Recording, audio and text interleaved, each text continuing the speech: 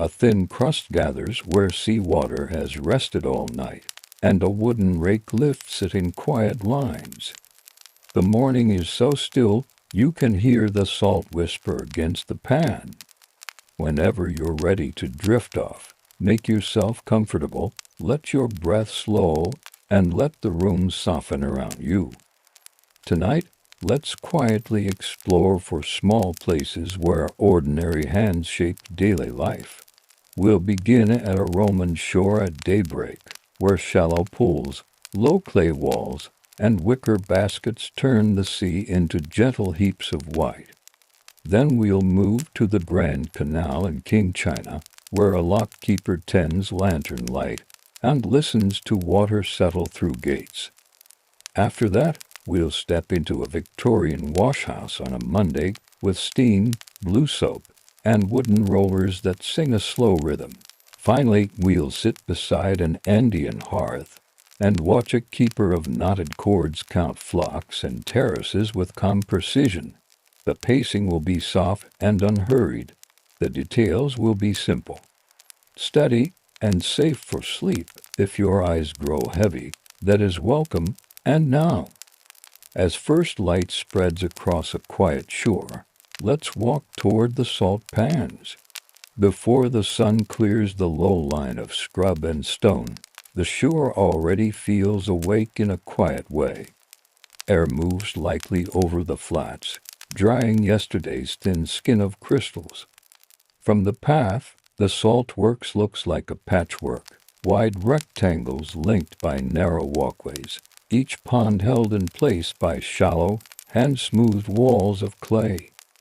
The tide has given its water, the wind has done its part, and now the morning invites careful hands.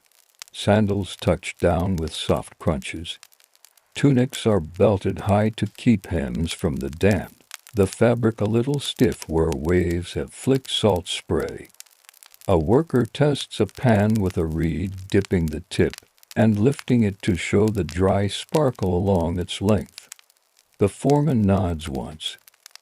A wooden rake is set at a low angle, and with a calm pull, the surface crust begins to gather. The sound is small and delicate to sift, a hush like sugar pushed across a board. Wicker baskets wait along the causeway, their sides brushed white from many mornings. They are light to carry when empty, and textured enough to grip with wet hands. Beside them sits a small clay jar of olive oil with a cork stopper. A snare on the knuckles keeps skin from splitting where salt and wind do their work.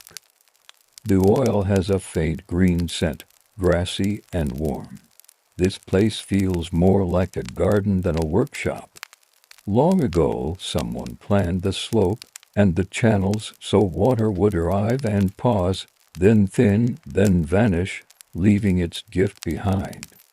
Each pond is a stage in that slow, quiet process. Some are fuller, with pale, rippling mirrors. Some are glassy and nearly still. Some, closest to the path, carry only a shallow glitter like frost that does not coldly bite. A gull steps close and tilts its head at the moving rake. Farther out, others call and wheel, their voices softened by distance. A boy not yet tall enough to pull a full rake brings a small jar of fresh water wrapped in a cloth. He sets it by a post and begins removing tiny bits of drift that have blown into a corner, a dried blade of seagrass, a curled fragment of shell. He takes his time, humming the faintest tune. The first basket fills slowly. The crystals look coarse in the shade yet become almost luminous when the sun reaches a little higher and strikes them. The worker draws them in lines, then in small ridges, then nudges the heaps into the basket's open mouth. The movement is repetitive and friendly to the body, something learned in the hands more than in words. Now and then the rake catches on a rough place. The worker pauses, smooths the clay edge with the flat of a palm, and continues. At the margin of the flats, Near a weathered post, a wax tablet rests in the shadow of a broad palm frond hat. The foreman's stylus sits beside it. The tablet's surface is dark and faintly tacky in the cool air. One marked for a basket, two marks for another. The tapping is gentle, rhythmic, unhurried. The marks themselves are only lines, but they carry small meanings, hours placed in order, piles made, a morning's slow arithmetic. Scholars note that in the Roman world, the language of salt appears in words for trade and allowances. Whatever the precise meanings, this simple tally serves the day. A breeze passes across the open ponds and lifts the edges of tunics. It tastes of brine and the faintest sweetness of drying weeds. The sun is still low, so the light reaches along the surface rather than down into it, turning every grain into a tiny facet. The workers keep their eyes half-lidded against the glint. One ties a strip of linen around the forehead, its ends fluttering like a quiet flag. In another corner of the works, two people tend the channels, kneeling to pack a seam where water seeping overnight has softened the clay. They press it smooth with wetted hands, then pass a short plank across to test the level. The board whispers as it slides, revealing a hollow. A pinch more clay, a press, another pass settled. They rinse their fingers in a shallow bucket, and the water becomes silvery with tiny floating crystals.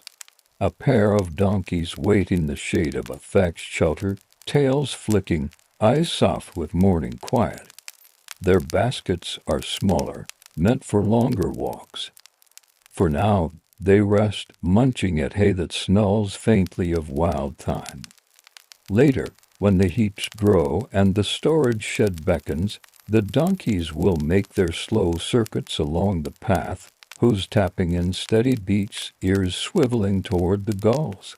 A woman adjusts the shoulder of her tunic where salt has made the cloth a little stiff.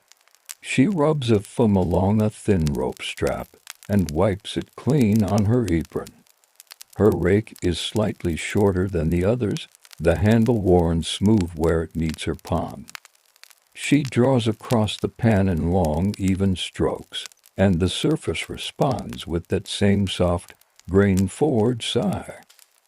In her mind she holds a picture of how the line should look and how the heap should stand. Years of mornings have trained that picture to remain calm and exact even when the wind teases or the clay edge slumps.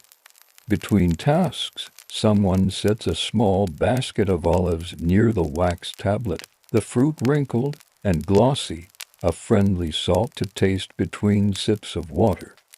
A flatbread wrapped in cloth rests beneath, carrying the faint warm fragrance of barley and a smear of herb paste.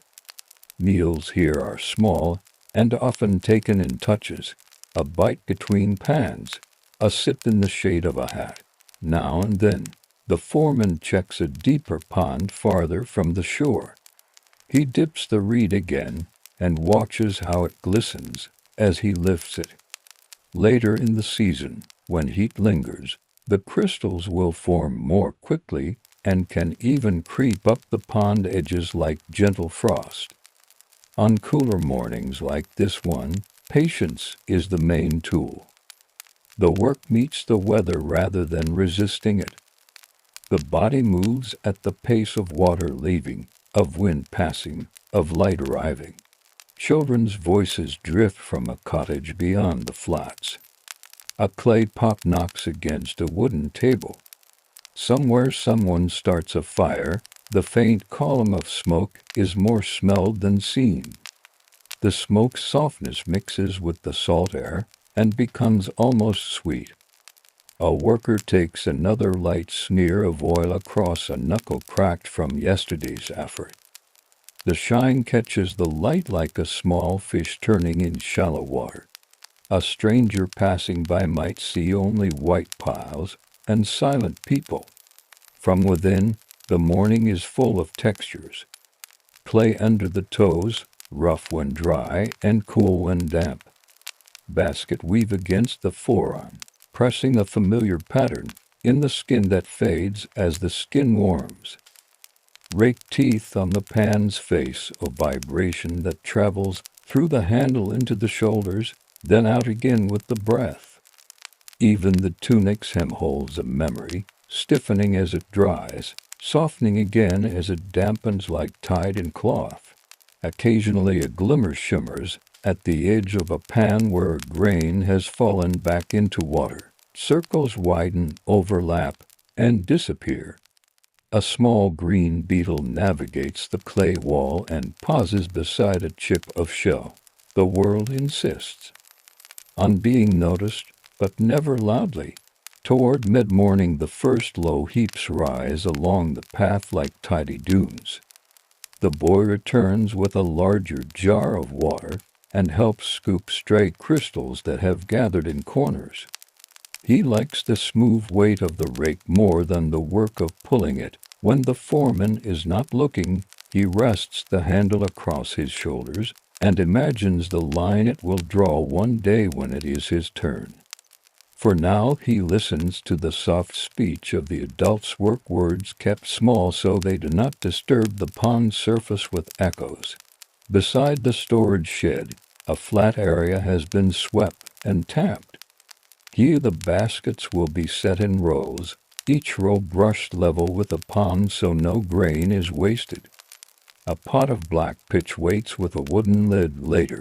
A worker will seal small jars meant for traders whose boats hug the coast.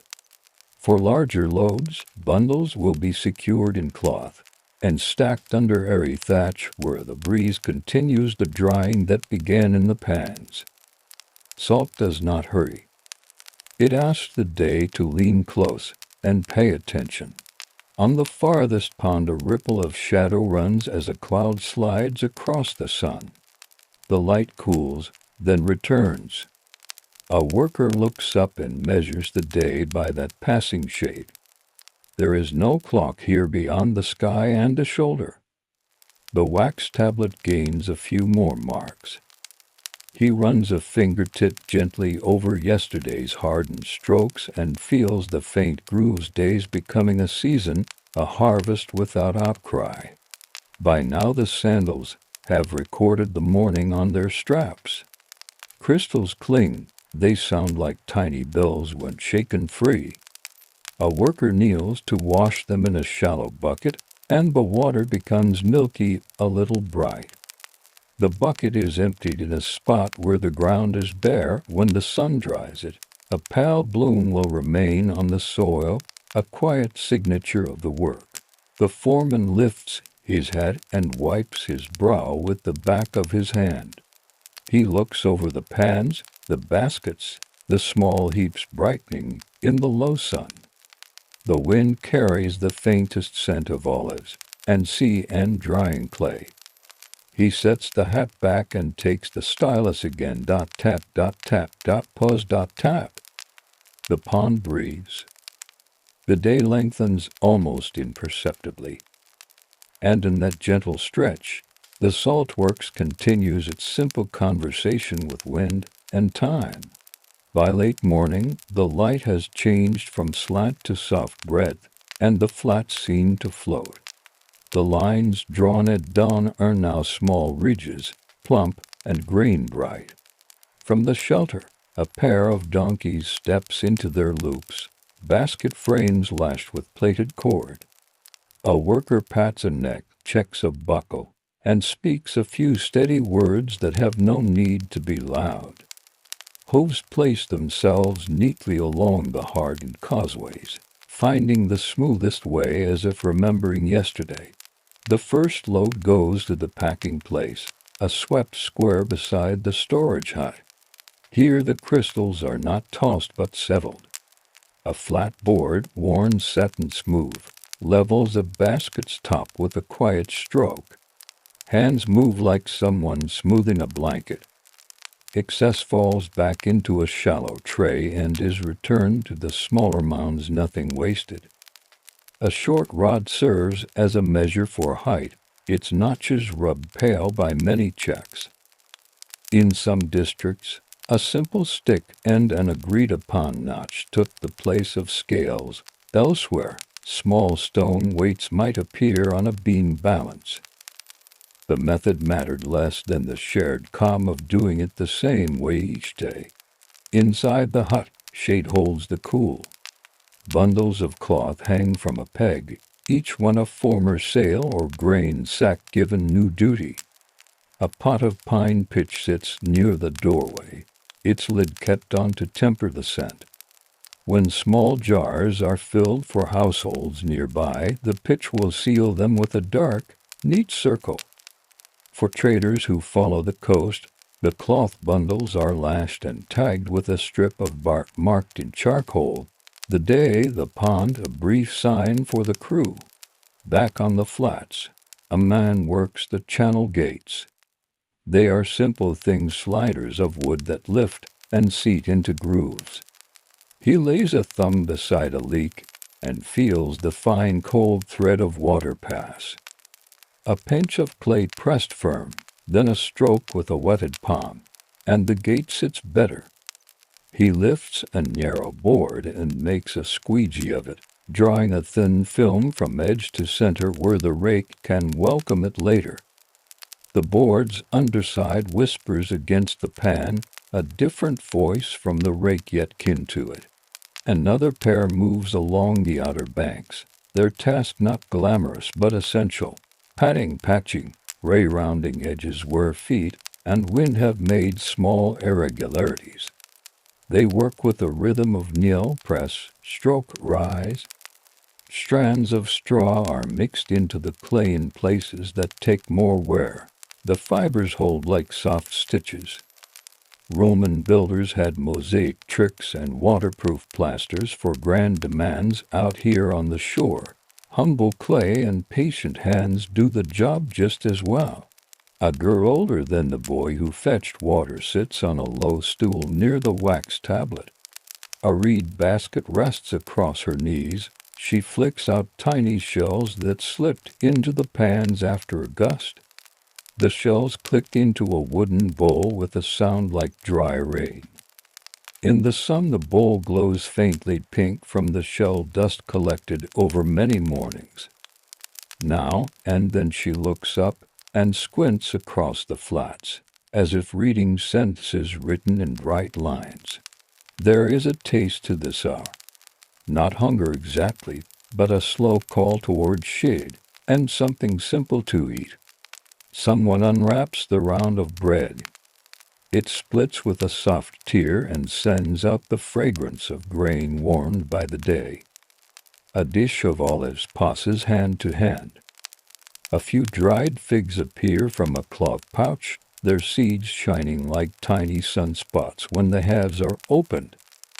Water, cool from a jar that has been sitting in a shallow scrape of damp sand, travels in measured sips. No cups, just the jar tipped carefully to the lip, a patient pause, then set back where it will stay cool. They eat facing the flats, not out of requirement but because the sight is companionable, baskets rising and lowering, rakes drawing steady furrows, gulls drifting. The far line of scrub set like a quiet lid on the horizon. Talk is spare. A comment about a stubborn scene. A small appreciation for the morning breeze.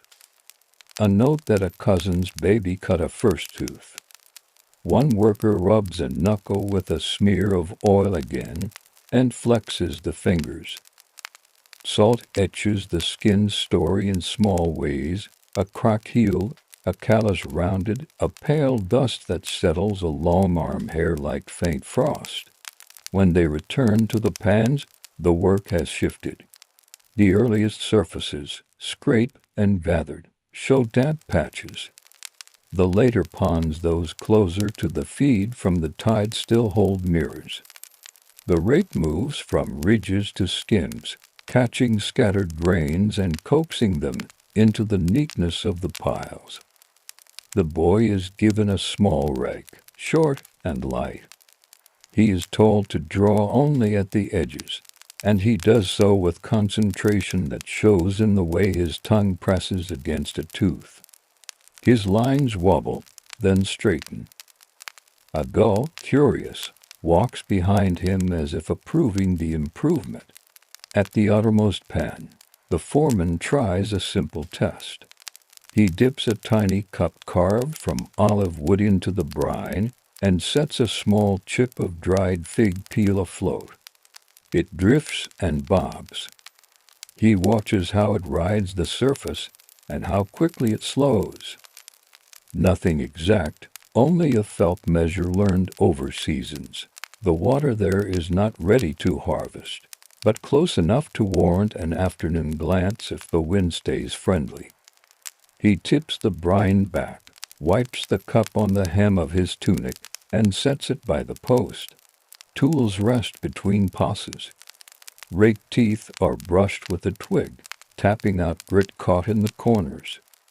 The handles, worn to the memory of palms, dry a little in the sun and take on a warmer tone. A strip of linen tied around one wrist holds a small reed scraper, useful for lifting a fine crust without biting too deep.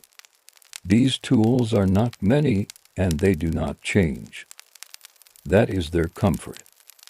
Each holds the shape of its task in the same way the path holds the pattern of footfalls.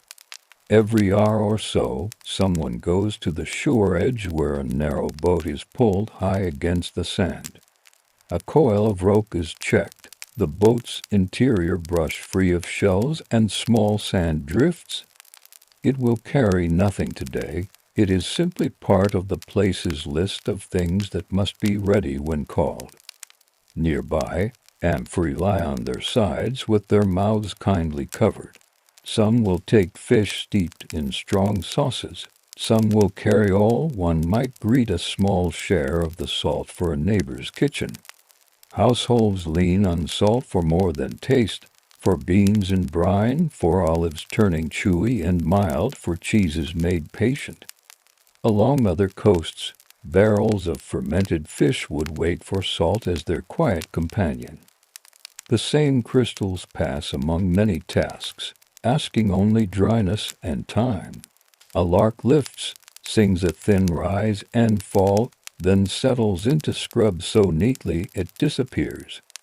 The sky seems deeper now that the sun has climbed, but the air near the pond still feels held by water's slow leaving. Clothing dries in patches. Hands pick up a faint grit that will find its way later to wash basins and the margins of sleeping mats. No one minds. The work brings the shore home. The shore leaves small, white reminders. Toward noon the storage hut gathers more bundles. The donkeys make tranquil circuits, ears flicking when a basket strap creaks.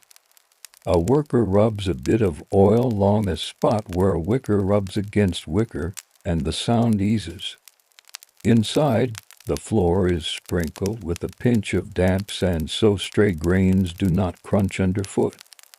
Jars are lifted and set down with a motion that uses more leg than back. Even this has a rhythm learned from earlier mornings and saved for later ones. The wax tablet receives more marks. The stylus end is rounded from much tapping. Its point, well kept, makes clear lines when a note is needed. Here and there, a small sign marks a batch as coarser or finer. One line stands for a basket carried only half full because the clay wall there feels tender, another for a pan that yielded less than expected. The foreman warms the wax a moment in the sun to soften a surface ridge, then smooths it with the flat of the stylus like a hand quieting a rumpled sheet. If you lick your lip, you taste the place a clean, mineral brightness. It clings lightly to hair and brow. The edges of tunics show a pale edging where spray dried. When the fabric is shaken, it gives a tiny shimmer to the air. A worker laughs softly as a sunbeam finds a crystal dusting his forearm, He brushes it away, and it falls like dull snow. From beyond the flats, a woman comes walking with a small basket on her hip. She trades a pinch of thyme and a wedge of goat's cheese for a handful of the day's finest grains, meant for curing olives. They speak of the weather, of a boat that failed to appear yesterday, of a cousin who will marry after the harvest. The exchange is brief and kind. She goes back along the path, the green of thyme visible against the woven wren. The day opens its hand wider. Heat is not harsh, only insistent. Shadows tighten. The workers adjust their hats and keep to the slow logic of the place. A few more ridges rise. A few more baskets settle into tidy stacks. Somewhere a jar lid clicks into place over pitch. Somewhere a donkey's bridle clinks in a soft private conversation with leather. When the hour leans toward a rest, tools are set across posts so their teeth do not warp on the ground. Water jars are moved back into the scraped damp to stay cool. The foreman stands where he can see nearly everything at once, the lines he hoped for, the heaps he counted, the channels holding. He nods once, not to anyone in particular, but to the day. We will leave them here for a moment, standing in simple shade, bread finished, lips faintly salted.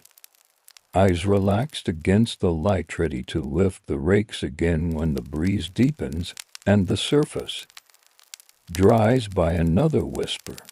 After their brief rest, the day lengthens with a quiet steadiness. Heat gills but does not press. It hums. The surface of each pan turns from silver to a pale, matte sheen, the sign the rakes have been waiting for. Crystals return the sun in wandering glints, never harsh, like dust in a beam inside a gentle room. The foreman walks the causeway with a reed between finger and thumb, tapping a corner here, stroking a seam there, while the crew resumes the slow, even work that brings brightness out of water. They start with the left-hand line, the one closest to the earliest light. The rake's teeth trail and gather, coaxing thin, shallow windrows from the crust.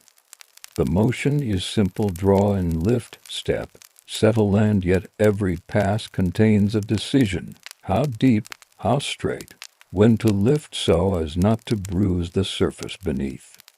Grains hiss softly along the rake's teeth, and that hush is the hour's music. The boy watches the angle of an older man's wrists and copies it, small corrections building into a new habit. When a gust stirs, they wait. When it calms, they continue. The place teaches patience by example. At the storage hut, the woman who traded thyme returns with an empty jar for her neighbor. She stands a moment under the doorway shade, eyes half closed, listening to the distant scrape and pour. The foreman weighs the jar in his hand, holds it to the light, checks its rim for hairline flaws. From a shallow bin he lifts a scoop. The salt within is almost powder, sifted by a basket with a fine we've reserved for this purpose. He lets it fall as a soft drift into the jar, pausing twice to settle the grains with a light tap.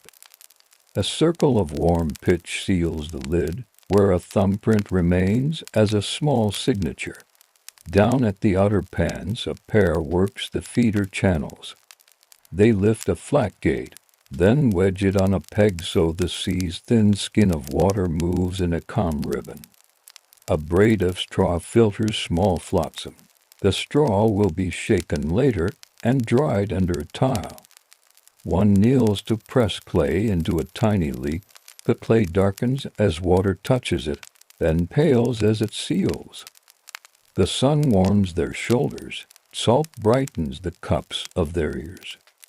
From time to time their hands dip into the brine, and they rub their palms together, feeling the fine grit. They joke in a lazy way about who can make the smoothest wall. Their laughter is soft, and soon spent. On the nearer flats, baskets fill with that same soft brightness. The donkeys make unhurried circuits. Each time a basket lands, a small puff lifts and falls back on itself. The worker smoothing the heaps keeps a cloth over his shoulder. He will wipe the measure rod and the shovel handle with it when they pick up the tiny glitter that can coax a splinter into staying. Salt workers in many places learned the comfort of a spare cloth. It served as tool care, face shade, bandage, and at noon, a pillow folded twice. A few tools take their turn at care. A rake with a loosened tooth is brought to the bench. The tooth is a sliver of hardwood tapered and wedged into the head with care. Now the wedge is replaced with a new shaving cut from a board's edge. The worker presses it home with a quiet, persuasive tap from the butt of a knife. He rubs a dot of oil on the joint, then sets the rake with its teeth upward to rest. The boy watches closely, taking in which tap belongs to coaxing and which belongs to finishing. Knew the path a basket needs mending. It is a shallow, broad-mouthed thing with a flat bottom so crystals do not crowd the corners. Its rim has begun to peel a strand. A woman sits with it crosswise on her lap and works anew withy through the weave, wetting the strip in a small bowl first so it bends without complaint.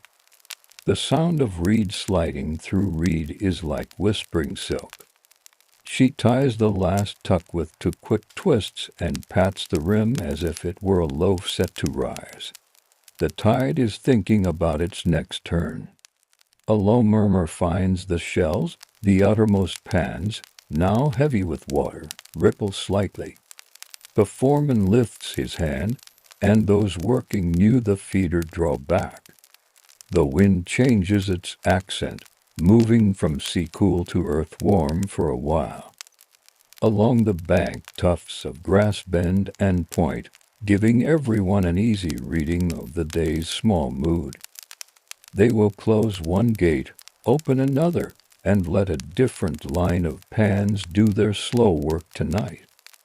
The shore makes a plan, the people agree to it. At the far edge, a lizard skitters over warm clay and freezes, sun-polished and perfectly still. A child little more than a toddler pads out under a watchful eye and squats to press a fingertip into a shallow drift. A tiny star-shaped print appears, the child grins, and someone chuckles softly. The child's hand is dusted off, not too thoroughly, and the child returns to the shade to sip a mouthful of water from a spoon. Meals return in miniature in mid-afternoon, a strip of dried fish softened with a drop of oil, another fig, a handful of almonds whose skins feel like paper. Someone peels an almond and blows on the pale nut meat as if cooling soup. Someone else shakes a pinch of salt into a palm and tastes it with the tip of the tongue as bakers taste dough by instinct. Nobody calls this a test. It is only the day speaking and them listening. A trader appears near the shore with a well-traveled hat and a folded invoice in wax. He and the foreman stand side by side rather than face to face, looking out at the pans while they exchange information. There is no rush. Boats leave when the channel and the sky say yes. The trader asks for a finer grade for fish sauce vats upriver and a coarser for rubbing into skins. The foreman nods, marks the tablet, and names a day that suits both tide and the crew's shoulders. They part as people do who will see each other when the weather allows. As the hour leans toward mildness, the white mounds grow. The newer windrows are lower, part of a rhythm that respects what the place can give in one sun turn. The crew moves in a pattern that looks like a slow dance learned long ago. 2 rakes here, a basket there, the smoothing board hovering to settle a stack, the ledger's tap punctuating the line. The boy's small rake leaves lines that begin to look like his teacher's. Pride is not spoken, a glance is enough. In a corner of shade, an older worker rubs his cracked knuckles with a mixture of oil and a pinch of beeswax softened in his palm. He bends each finger, then opens his hand flat, then closes it again, counting for breaths in and 6 out. Many manual trades taught their own ways to keep the body even. The words were not written in books, they lived in wrists and shoulders, in the way someone set a foot on a path or lifted a basket with knees bent and jaw unclenched. By now the far horizon has blued a little, as if distance were deep water. The gulls float lower. A dragonfly moves straight and purposeful across a pan's face, then zips away to some private appointment. The wax tablet receives a last neat mark for this pass. Someone pours a thin trickle of water over the stylus tip to keep the point clean, then sets it upright where it will not be mislaid beneath a sack's edge. They gather briefly to plan the evening. One will stay for the turn of the tide to make a small adjustment with the gates. 2 will return before the last light to skim a late crust from a sheltered pen that dries a breath slower than the others. The rest will walk the causeways home, carrying the taste of the shore at the corners of their lips, feeling the day's salt settle into the weave of their tunics like quiet stars. For now they return to the rakes and baskets for one more unhurried circuit, enough to leave the flats tidy and ready for whatever the next breeze decides. The rhythm steadies again. Draw, lift, step, settle. Hands move as if smoothing a sheet before sleep. The shore answers with its steady, simple breath. Late afternoon softens the day. The light turns from white to honey, then to a pale amber that flatters everything it touches. Faces smooth. Voices fall. The brine takes on an inner glow, as if remembering the sky it came from. Work does not stop, it slows into longer breaths. They begin their evening round. At each pen the crew checks edges, corners, and the weight of the crust. Where the surface still looks slick, they leave it for night air. Where thin plates gleam like frosted glass, they touch them with the rake's teeth and feel the small shiver that means ready. A gentle pull gathers it into lines. The lines become low drifts. The drifts become modest heaps, neat as folded blankets. The foreman lifts a basket and tips it gently, hearing the crystals rustle into a clay bin. He smooths the top with a flat board, then draws the edge across once to leave it level. A finger writes a simple mark on the wax tablet. The chime of the stylus on the tablet's frame is a sound only the saltworks knows, sharp and brief, and perfectly at home in the hush. At the storage hut, they tend to containers. Clay jars sit open to the air, their insides brushed with a breath of resin so the salt stays dry and clean. Wicker bin liners are shaken, patched, and set back with care. Stopper discs of baked clay are stacked like coins. A shallow pot of warm pitch keeps to its corner near the door, a paddle across its rim. A woman dips the paddle, twirls it once, and coats a stopper's edge. When the lid meets the jar, the seal makes the softest sigh. Outside, 2 young men carry a small platform, scale simple arms, a sliding weight, a shallow pan, and set it near the ledger board. They check the balance with a little stone kept just for this purpose. The stone is smooth from years of ponds.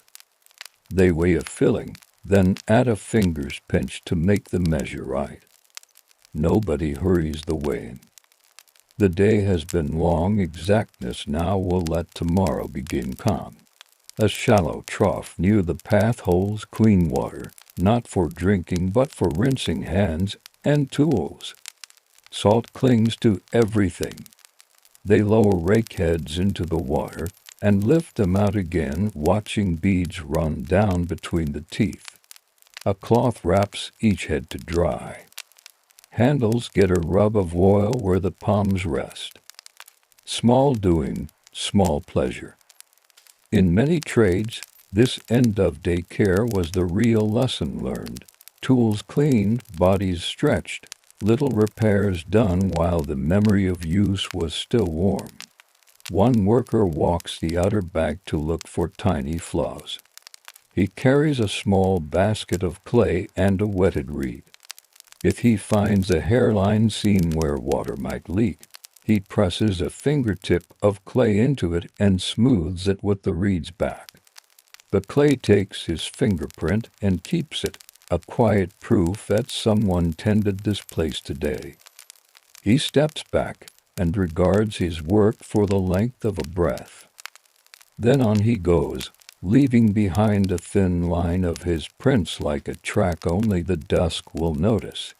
The donkeys are led to a patch of grass beyond the brine's reach. Their halters come off, their ears relax. Someone rubs a neck with a slow circle, then another, and the animal's eyes half close. A small cloth bag of grain is tied to a peg for later. The animal's day has matched the people's. Day, steady, familiar, without surprise. Near the threshold of the hut, a small table appears. Bread, sliced thick. A little bowl of oil with a drift of herbs. Olive dried under the sun until the flesh turned deep and tender. A wedge of cheese wrapped in cloth to keep out the chalk of the air. Cups pass hand to hand. The taste of salt with bread is not a new taste, but somehow it is always pleasing after hours of the shore. They eat without talk for a while, each bite a pause, each sip a slow breath. A neighbor from inland arrives leading a mule. On the mule, a pair of coarse sacks sag toward each other like old friends. The sacks will carry home a share for pickling and curing for winter days when vegetables sleep in jars and fish keep their strength under a white cover. The neighbor brings a string of onions to trade and news of a well that needed mending. The foreman offers a measure and a promise to send a man who knows stones. The evening holds both. Children drift at the edges, learning without being taught. One boy rolls a smooth pebble across the clay lip of a pan and watches it stop of its own will. A girl draws lines in the thin crust of a dry patch, then wipes them away with her palm, solemn as a scribe practicing letters. An elder shows them how to test brine on a fingertip without licking too much, how to see light not only on the surface but through the water's skin. They nod as if the sea itself had spoken. Overhead, a pale moon lifts, not yet strong enough to throw shadows. The air cools.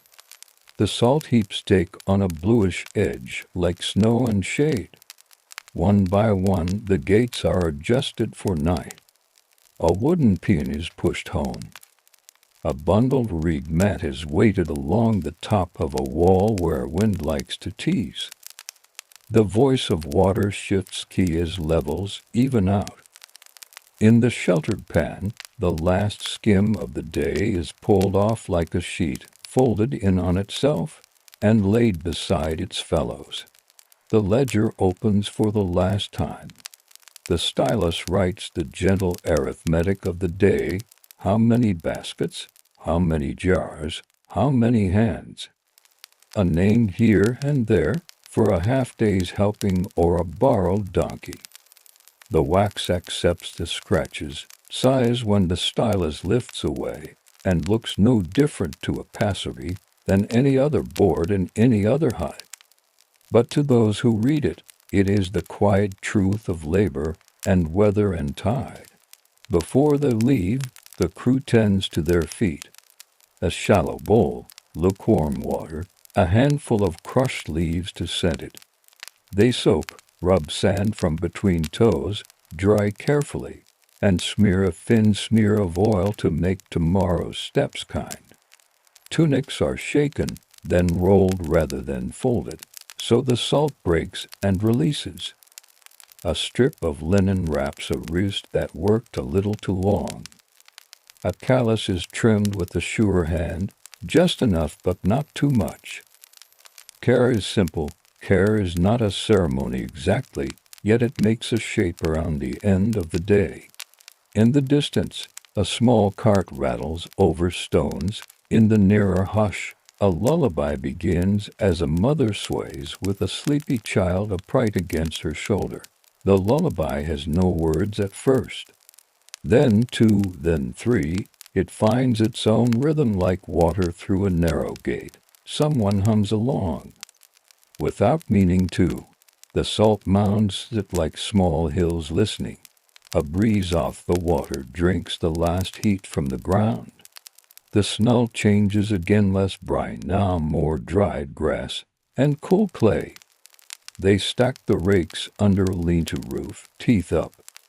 They lean the smoothing boards like shutters against a wall. The baskets nest one inside another, the lowest lined with a cloth to keep the bottom clean.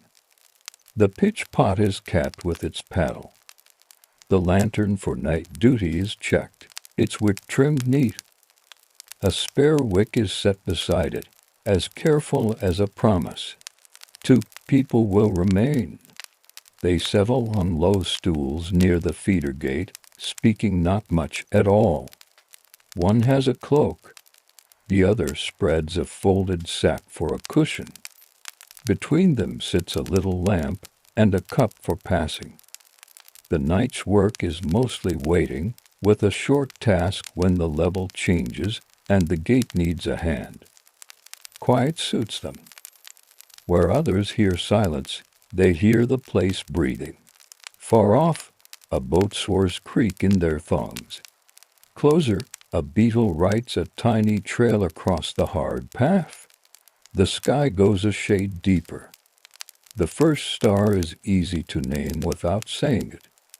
Those who are leaving turn once to look back, as people do when something peaceful has happened, and they want to keep it in their eyes a moment longer.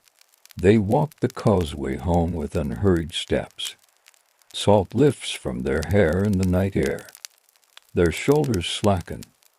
Behind them, the flats lie smoothed and ready under the sky, white against the gray. Before them, small lamps blink awake in doorways like low constellations. The day stills itself. The sea remakes its thin skin. In the hut, the ledger cools. In the hands of those who remain, the lamp glows as steady as a slow heartbeat, waiting for the gentle work the dark will bring. Night gathers without fuss. Beyond the flats, the sea moves like a big animal sleeping. The two watchers settle into their rhythm, listen, walk, adjust, rest. The little lamp trims a ring of gold on the hut's wall. Moths test it and drift away. A reed clicks now and then where breeze finds it. For long stretches nothing needs doing. The quiet is not empty, it is filled with small continuities, the tick of cooling clay, the sigh of a shallow ripple sliding along a wall, the soft touch of wind changing its mind. From time to time, they stand, stretch, and make their round. Each pen is a page they read with fingertips. A film has formed here, leave it. A scene looks thirsty there, smooth it with a thumb. At the feeder gate, they ease a wooden pin up a finger's width to let a thin tongue of water cross to the next basin. The water accepts the offer and goes, remaking itself as it spreads so thin you see starlight in it as through glass. Clouds keep their distance. Stars breathe in and out. A low constellation leans toward the sea and seems to drink from it. One of the watchers knows the bright one that leads the season into shorter nights. He does not name it aloud, but he glances to it when he wonders how near the morning might be. Sailors and field hands, potters and shepherds, many labors once took their time from the sky, not the mark of a bell. Here, too, the heavens are a quiet clock. A gull calls from the dark and is answered. Far landward, a dog's bark lifts and fades. The ledger, asleep on its shelf, keeps the day's measure with the simplicity of scratched wax. Salt cools in its heaps, stiffening a little with the night air. The little lamp needs its wick mudged. A thumb and forefinger agree to the task. One watcher sets the cup's mouth down to keep dew out. The other adds a folded sack to the stool to make the seat kinder to tired hips. Toward the hour when night is deepest, the air turns clean and thin. Dew finds the world. On clay edges, tiny beads gather like pearls of shine. They hardly show. On the brine, a new skin trembles into being. The watchers move more softly now. Even a breath feels strong in this hush.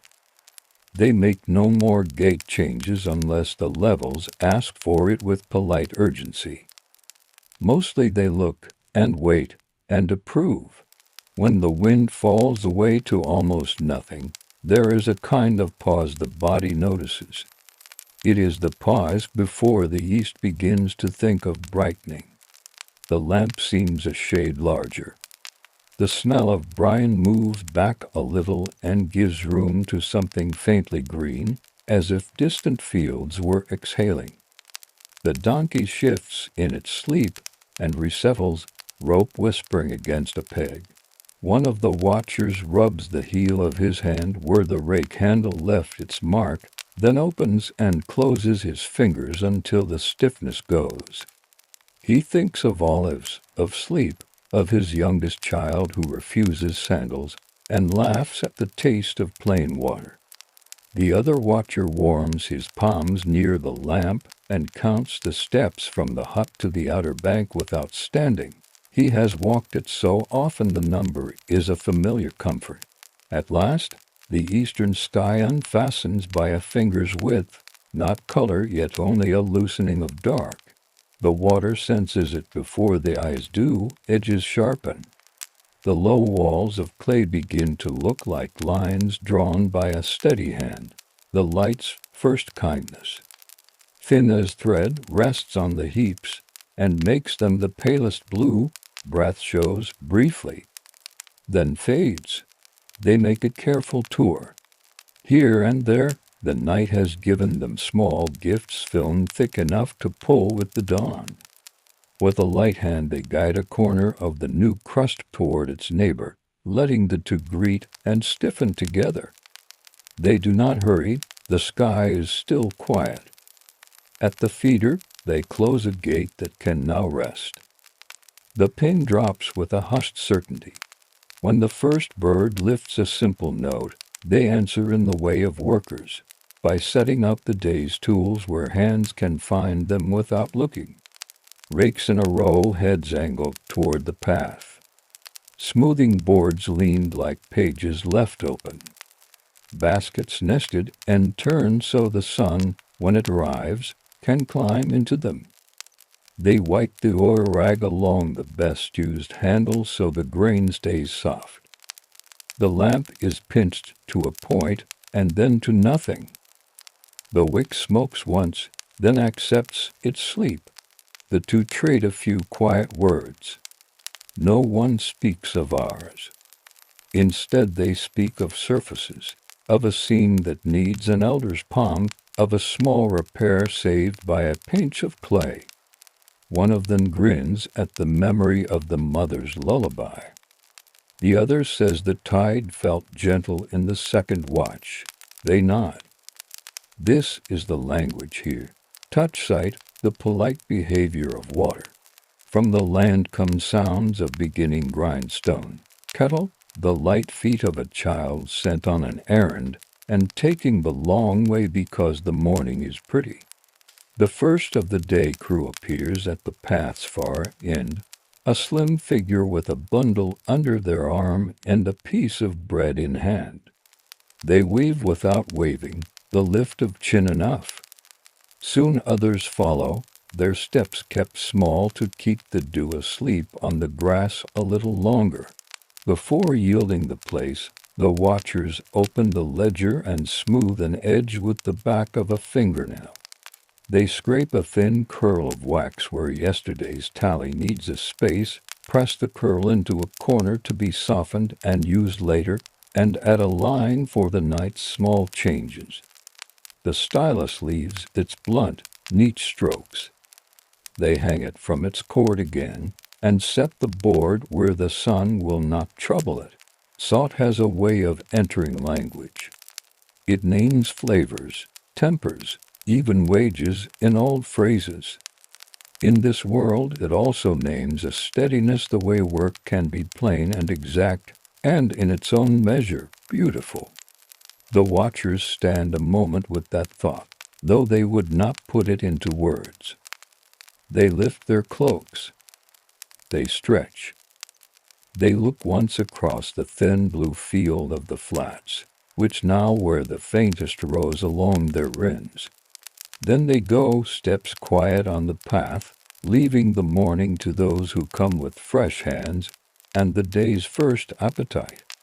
The landscape they pass through has taken them in and made their marks shallow, a stool circle in the dust, a lamp's small ring of soot above the door.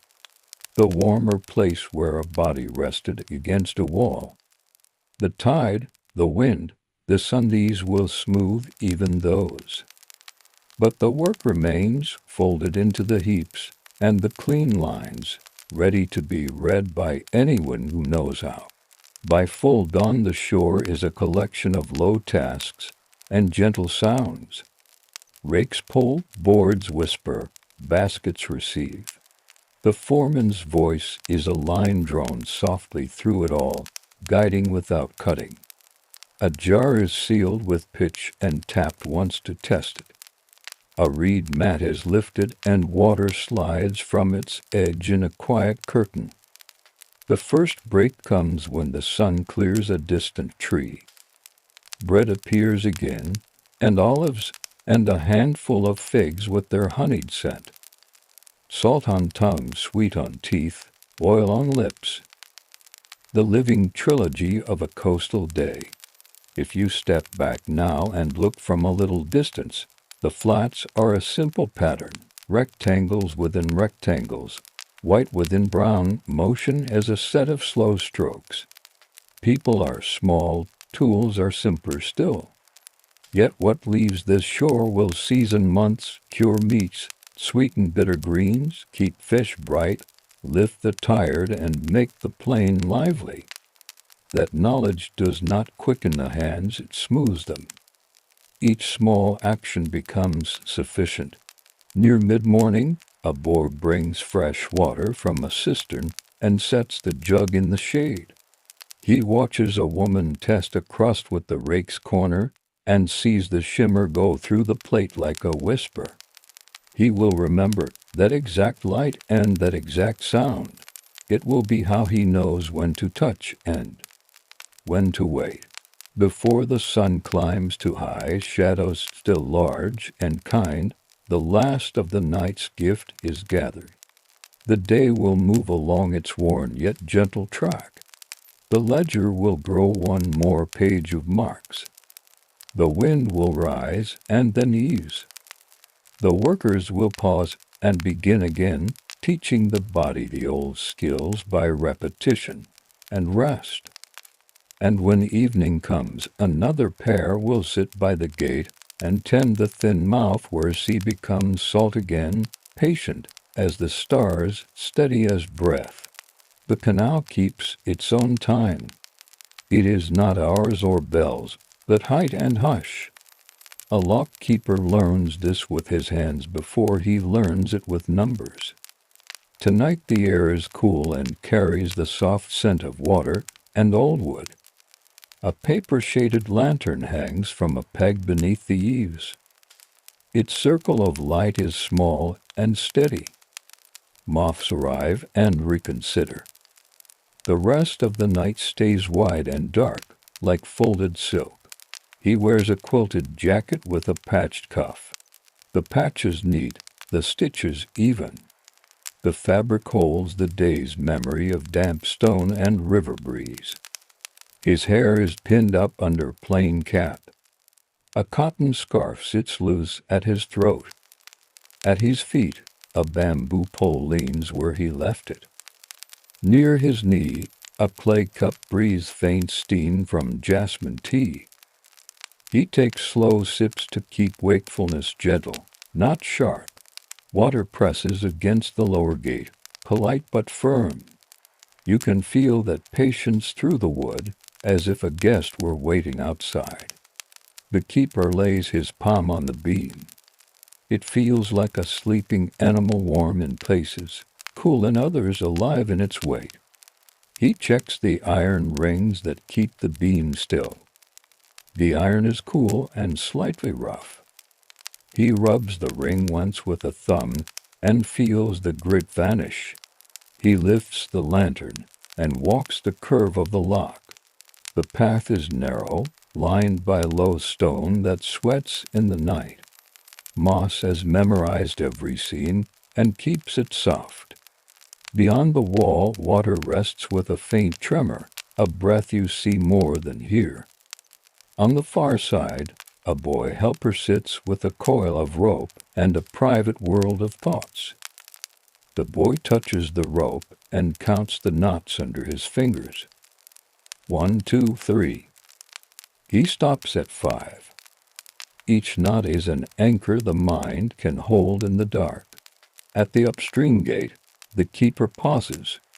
The wood is old and faithful.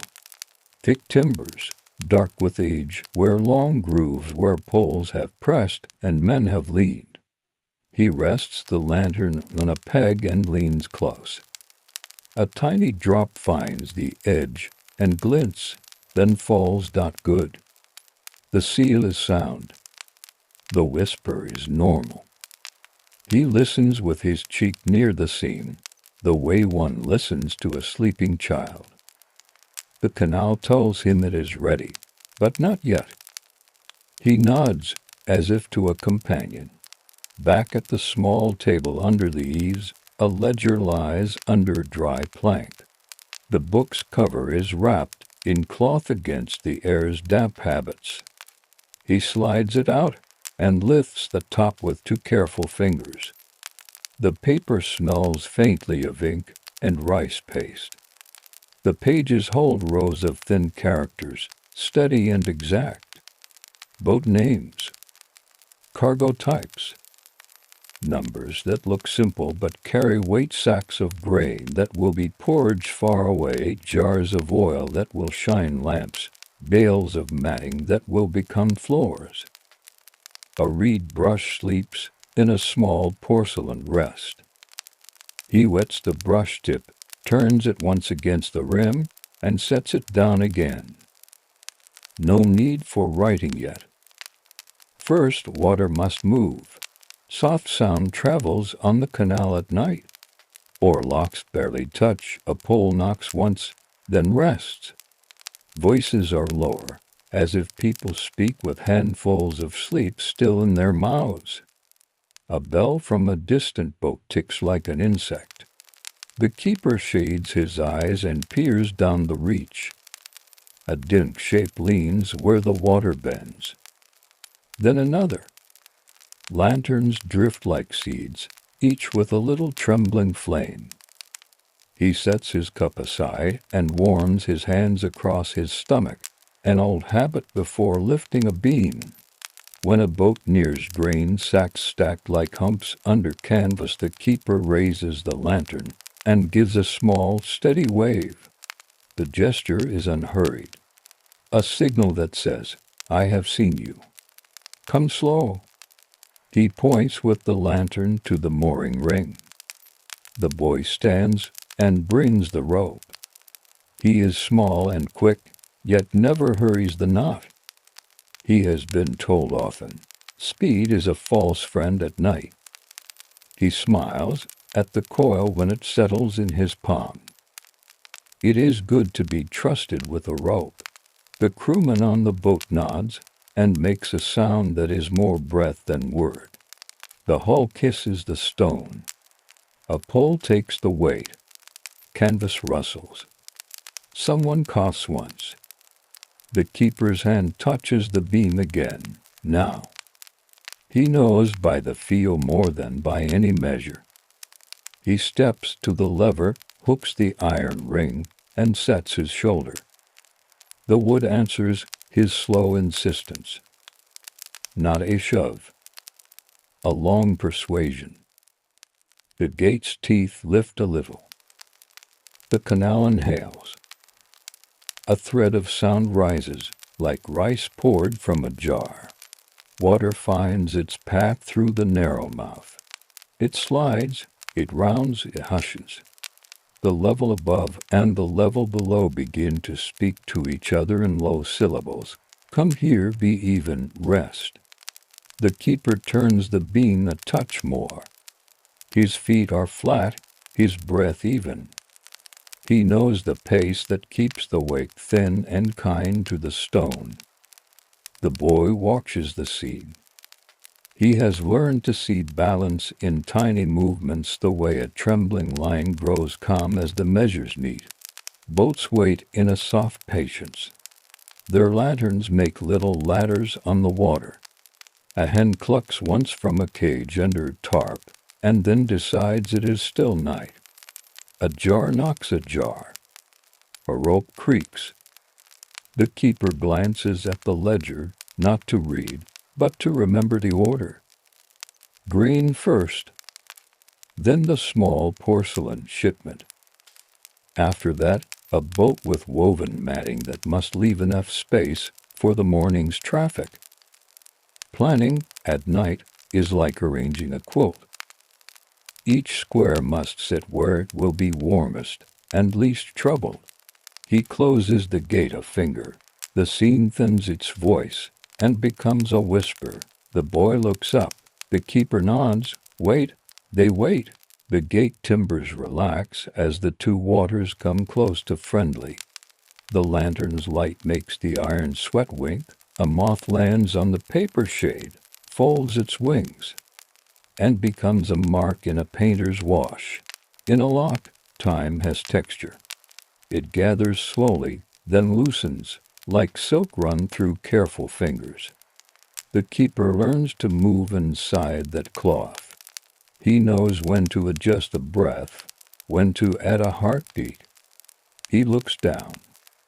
The reflection of the lantern trembles but stays whole, not good.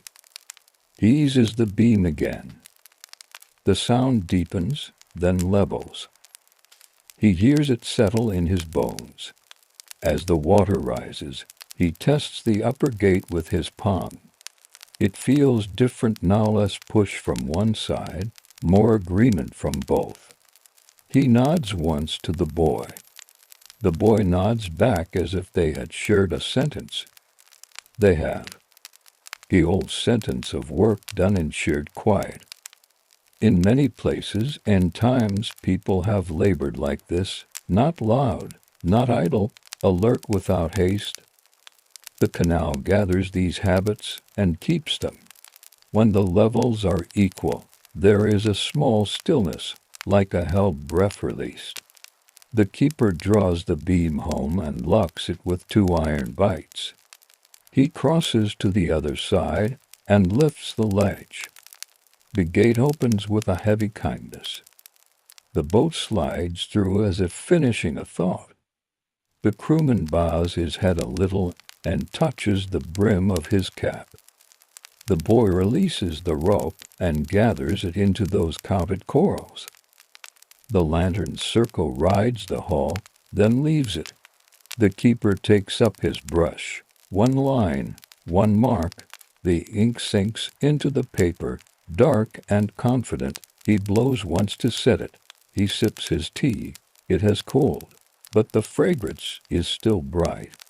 He listens to the canal breathe around him and feels the night lean closer, friendly and large. The night folds itself into watches, each one with its own small work. Far off, a drum from the town Yemen hums through the damp, a soft pulse that does not hurry anyone.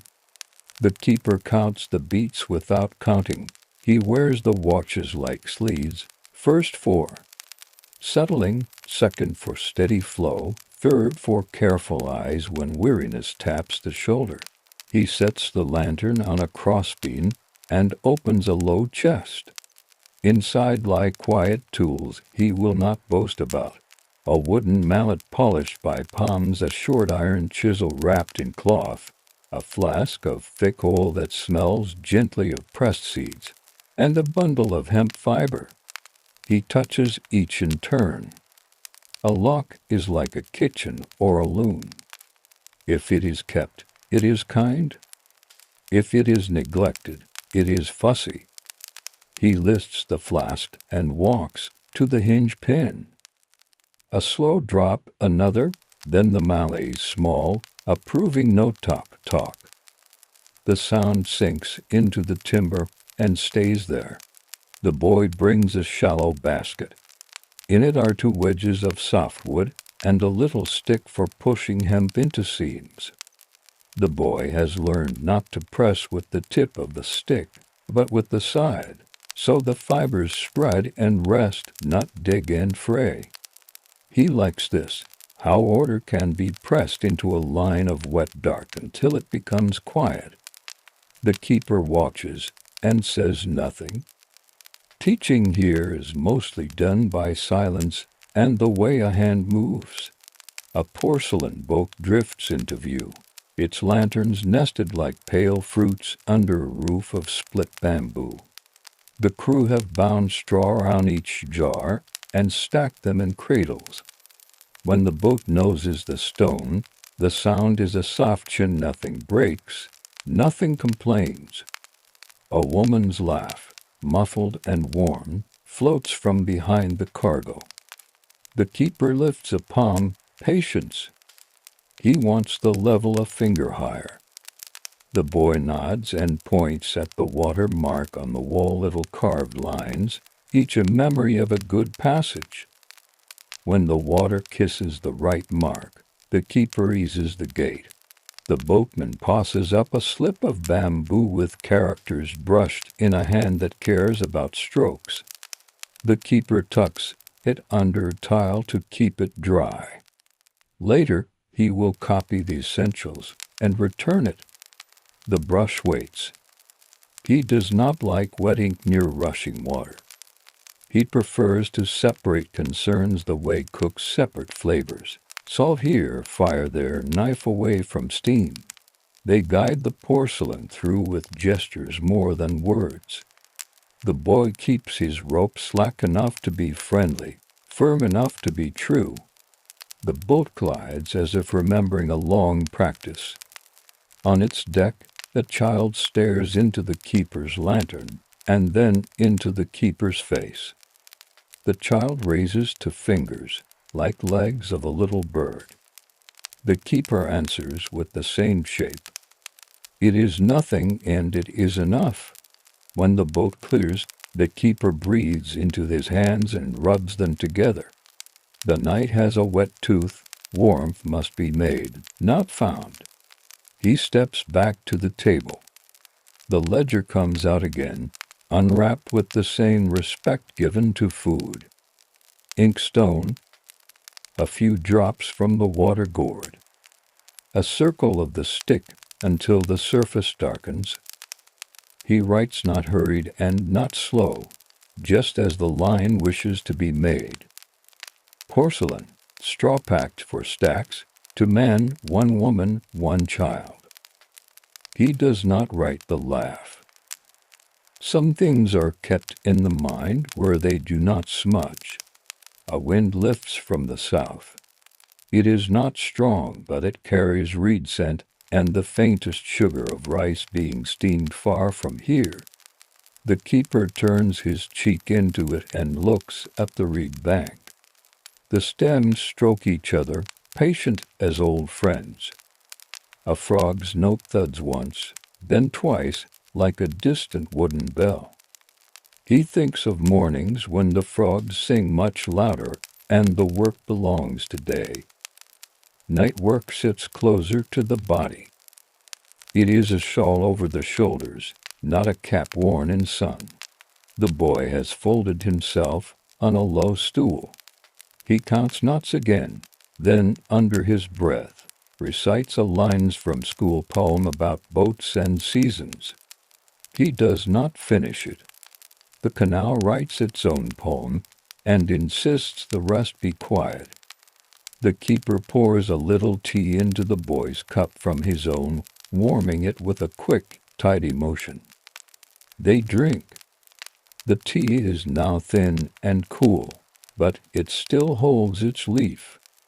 The boy thanks him with his eyes. A grain barge follows canvas dark and damp like a night cloud. Tribute sacks are tied in ranks, each with a painted mark that means someone far away will sleep easier. The keeper thinks, not with pride, but with a steady comfort. Boats like this one are why this gate swings. In these years, much food floats north on water rather than walk on legs. The canal is a long wooden spoon lifting porridge from one pot to another. He checks the lower gate seam again. A little more opening to smooth the swell. He moves the beam as if lifting a sleeping child to a kinder position on a mat. Grain hushes when it moves. Even so, the barge has its small music, a rope that creaks, a pole that once was bamboo and still remembers being tall, feet on planks, quiet talk about stew. The boy leans and inhales the scent that wheat and hemp make together. He will know this smell all his life. It will come to him later when he is old and sharpening a knife, and he will pause and find himself at this lock again with this keeper's patchlet sleeve near his eye. Between boats, they tend to small things. The keeper runs a cloth over the paper shade to rub away soot freckles. He presses hemp into a seam where 3 timbers meet and pats it like a cat. He turns an iron ring so its rubbed face is not always the same face. Even the best ring appreciates a turn. The boy gathers sloughed moss from the stone lip into a bamboo scoop. He likes how it folds like felt. They set the moss under the eaves where it will not slime a soul. Sometimes people imagine night watch as loneliness, but that is a day thought. Night on the canal is companioned by tasks that do not argue. The gate asks to be listened to. The water asks to be matched. The rope asks to be coiled with its belly in. Not out. If a person answers these, the hours dress themselves. From the town, a single gong stroke slips along the water. The boy looks up. His eyes are bright but heavy. The keeper points to the mat by the ledger chest. 2 watches of rest, his gesture says. The boy bows his head once and curls on his side, hands still knew the rope. He is asleep in 3 breaths. The keeper smiles into the lantern's ring, then returns to the beam. Another light approaches low and careful. The keeper raises his lantern in reply. He feels the lock's timbers pulse in his palm and hears, under everything, the canal's practical heart. The night relaxes into its middle stretch. Mist drapes itself along the water, a pale scarf that moves when the gate breathes. Above, stars appear and vanish behind thin cloud. A bat writes small, wavering characters across the sky and is gone. The keeper tests the lantern with 2 fingers to the glass. Warm, but not sharp. He trims the wick with a tiny pair of shears and touches the oil flask once, a habit more than a need. From the town, The third watch is marked by a wooden clapper, to soft knocks answered by the canal's quiet. The keeper touches the stone where the levels are scribed. Slim lines, old and useful, hold the memory of dozens of nights like this one. He looks along the current. Near the lower gate, a raft of cut reeds has edged itself sideways and wants to stay. He takes the gaff hook, its iron crescent tired but polite, and leans from the lip. One nudge, then another, and the raft agrees to go. Reeds whisper against timber, then drift on, bound for thatch in some morning market. The boy stirs under his cloth and sits up. He blinks, finds the rope with his hand, and smiles as if he has caught a fish. The keeper pours a thimble of tea into the boy's cup. The steam is faint now, but it still smells of leaf and clay. The boy takes 2 sips and wipes his mouth with the back of his sleeve. His hair has made a pillow of itself. He presses it flat, then stands to coil the spare line.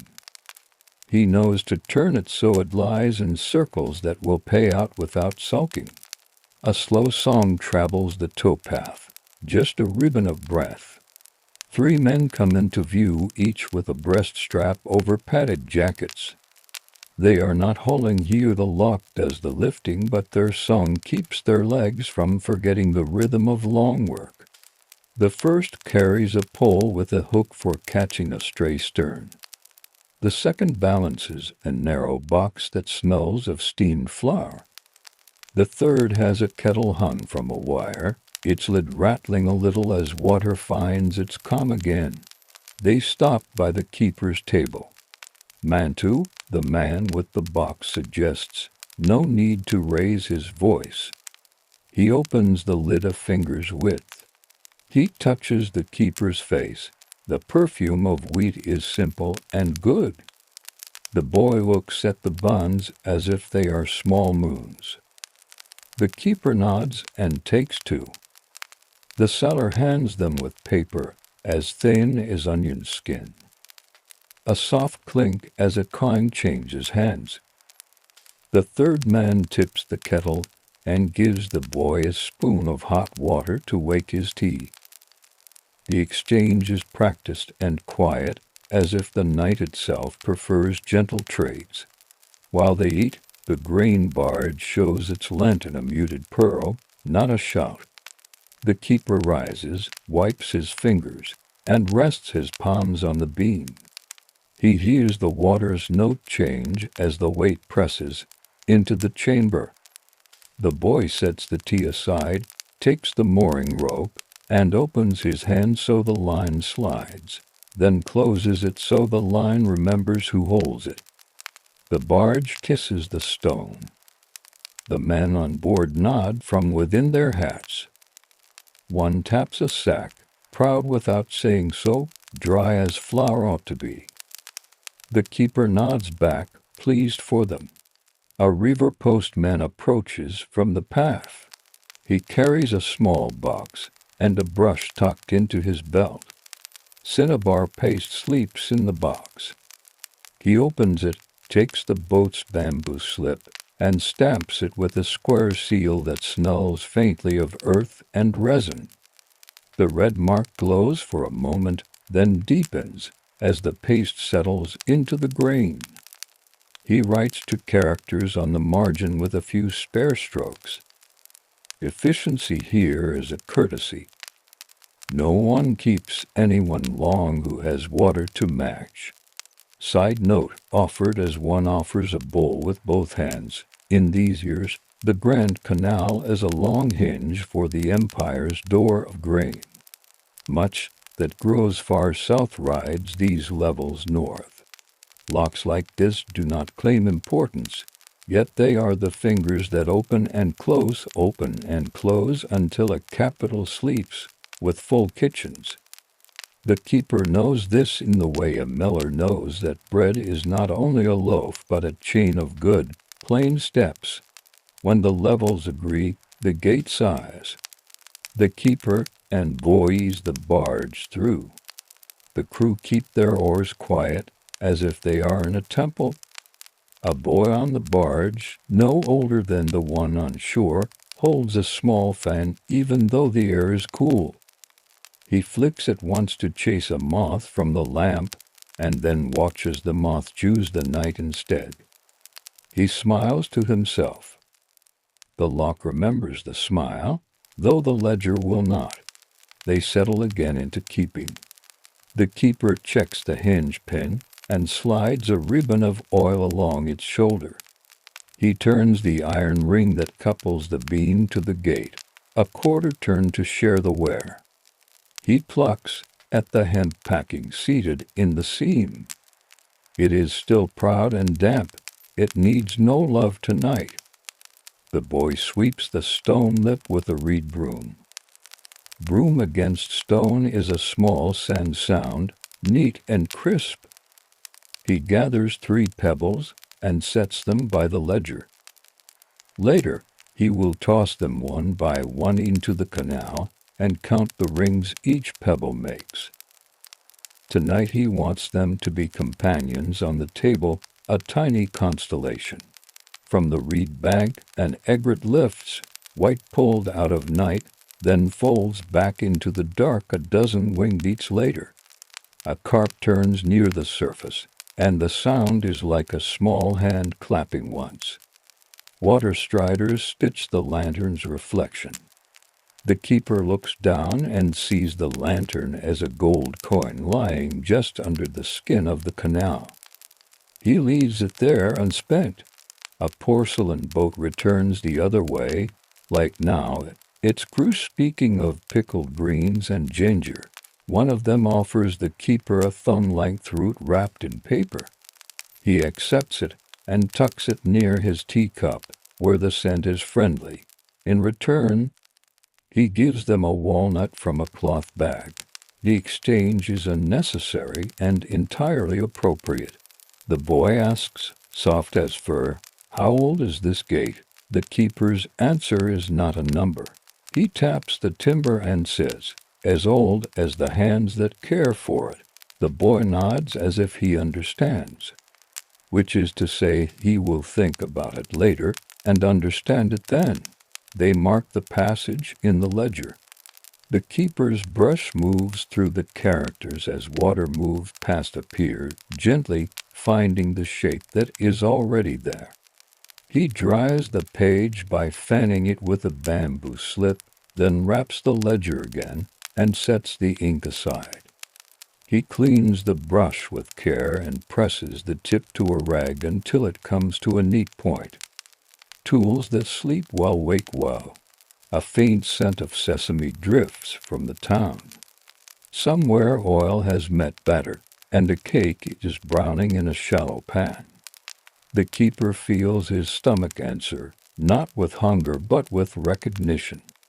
He remembers a festival morning and his mother's hands turning a cake in a wok as if she were writing a character that meant warmth. Memories on night watch are like lantern light. They make a small room in a wide dark and invite you to sit. Another boat shows logs this time, wet and sweet-smelling. The keeper raises his lantern and the boat answers. Logs slip along each other like sleepy animals settling. The boy points, pleased, at a frog perched on a log riding to some other bank as if it had paid fare. The men on the log raft grin.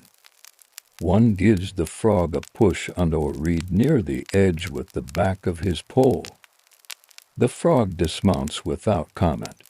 Between the boats, the keeper steps to the upstream edge and stands with his palms on the stone. He lets the cool travel into his bones and out again. Night work takes heat in thin threads. It also gives it back in small, steady waves. He closes his eyes and listens for any new sound. He hears only what belongs: rope talk, water talk, wood talk, breath. Far away, a bell notes another hour. The boy's shoulders drop. The keeper rests a hand there, a weight the size of trust, The lantern burns with a contented mouth, no tremble. Mist lifts, then settles again, as if the canal were pulling a blanket up to its chin. The night reaches its softest color, that blue that is almost not a color at all. The lantern's circle seems larger now, though the flame is the same. Around the keeper, the lock is a breathing animal that asks only for patience. He answers by touching each familiar thing. The hinge pin cool under his fingers, the beam's worn edge where palms have polished it, the nail he set last spring seated flush and content. He works with a calm that comes from knowing there is enough time. He kneels to the sill and thumbs the hemp packing along the gate seam.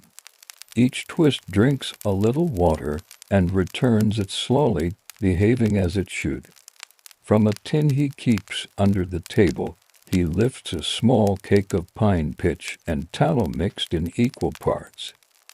With a bone spatula, he lays a thin ribbon along a place that looks thirsty. The smell is resin and animal fat and old partnership. The boy watches and asks if the ribbon will harden. It will learn the shape of the seam, the keeper says, and presses it with the heel of his hand. The canal hums approval.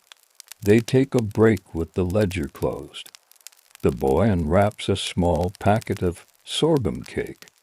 He snaps it in half carefully so crumbs do not fall into the water. The keeper warms his tea by tipping the kettle closer to the embers in the brazier. The clay chatters once, like a shy cough, then rests. Steam rises in a thin line.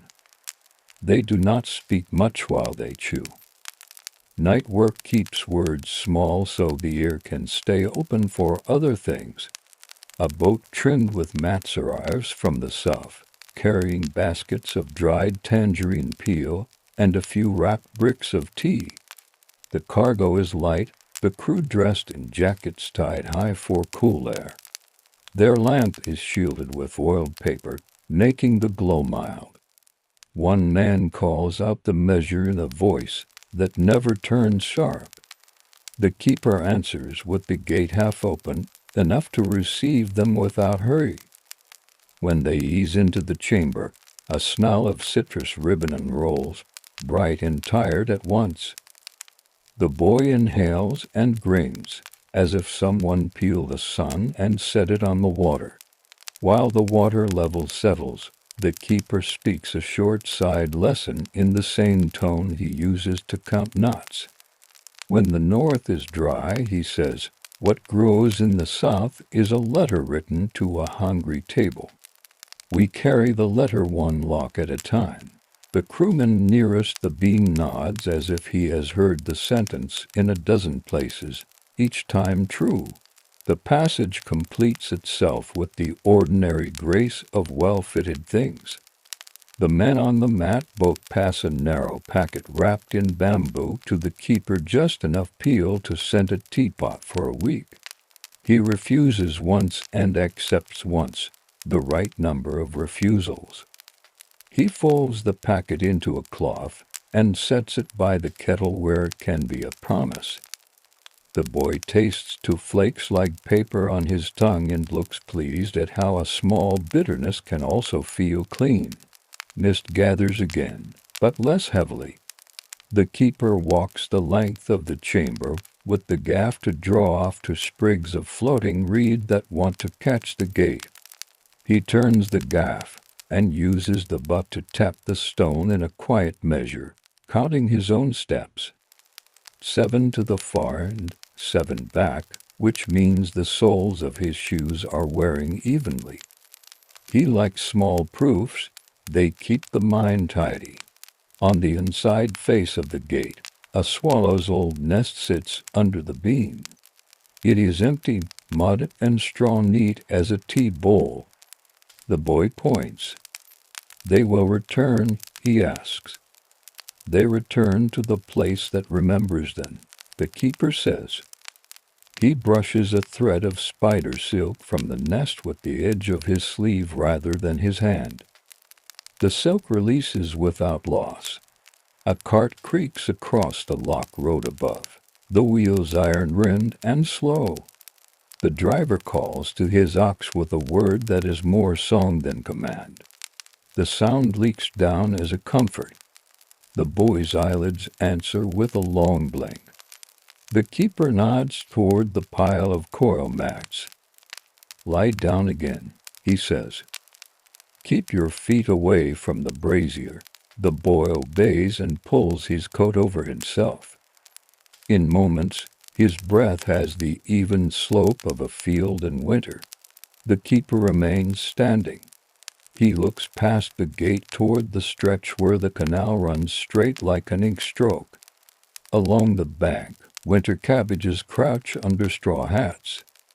A dog crosses the path and pauses to consider the lantern, then decides it is a star and continues. In the shallow water near the reeds, a thin skin has formed on the surface, not ice, simply a sheet of calm. He puts his attention there until the next thing arrives.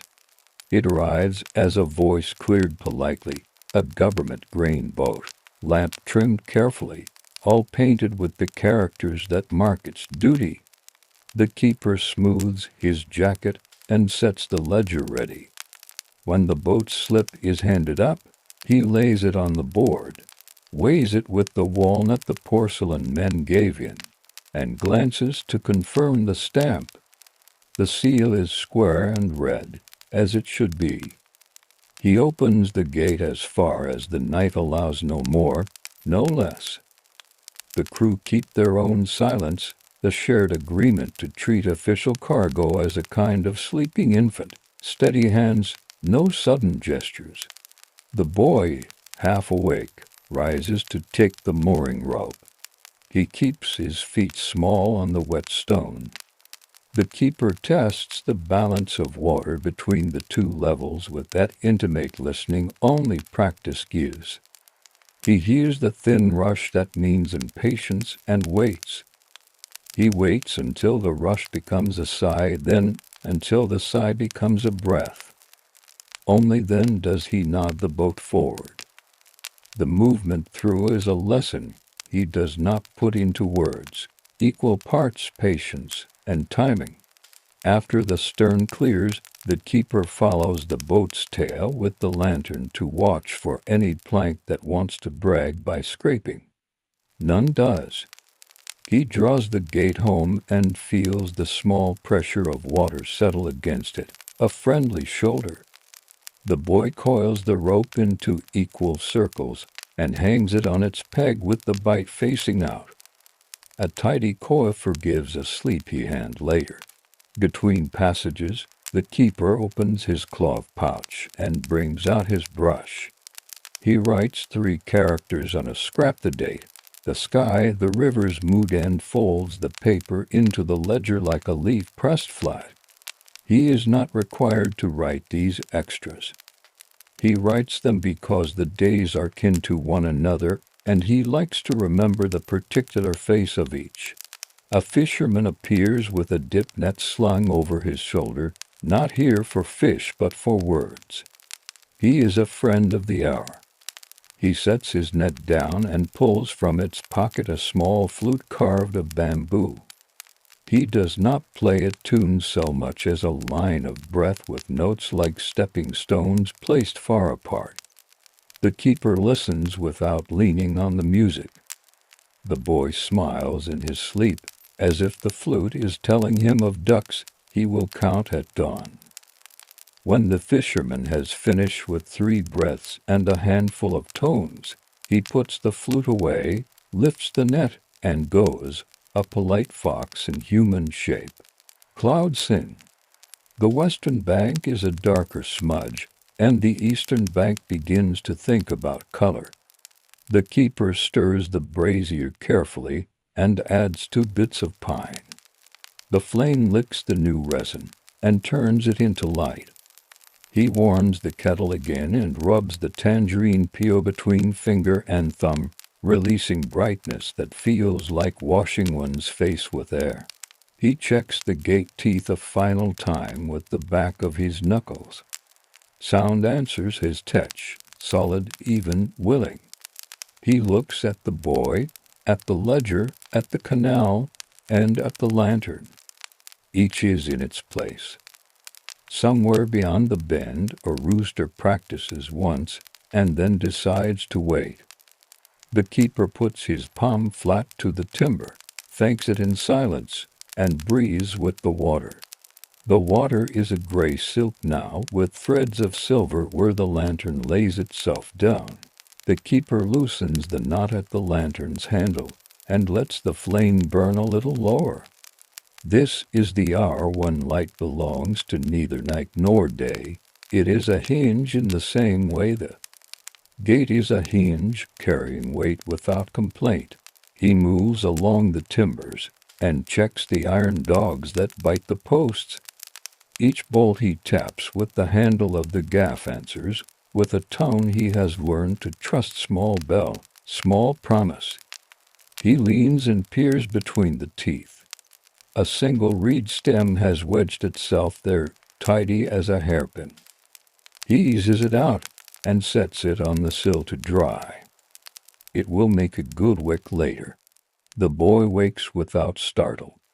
He sits up, rubs his eyes with the knuckles of both hands, and looks toward the eastern bank. The light there is a new rice grain, milk soft. Tea, he asks, because it is the right word to begin a morning. The keeper pours, adding to chips of the gifted peel. Fragrance lifts like a curtain. The boy holds the cup with both hands and breathes before he sips. Steam writes a curling character above the clay rim and then vanishes. They ready the lock for the first tall stack of the day. The keeper cleans the ledger board with the flat of his palm, as though smoothing a sheet of paper for a neat hand. He sets the brush across the inkstone, rinsed and left to rest. He folds the cloth that kept the book dry into a square, corners aligned. The boy sweeps with a broom of reed and straw, pushing silk and leaf skins to the corner where a wicker basket waits. Even the sweepings look arranged here. A boat comes that carries grinding stones, circles of river-worn rock stacked like gray bread.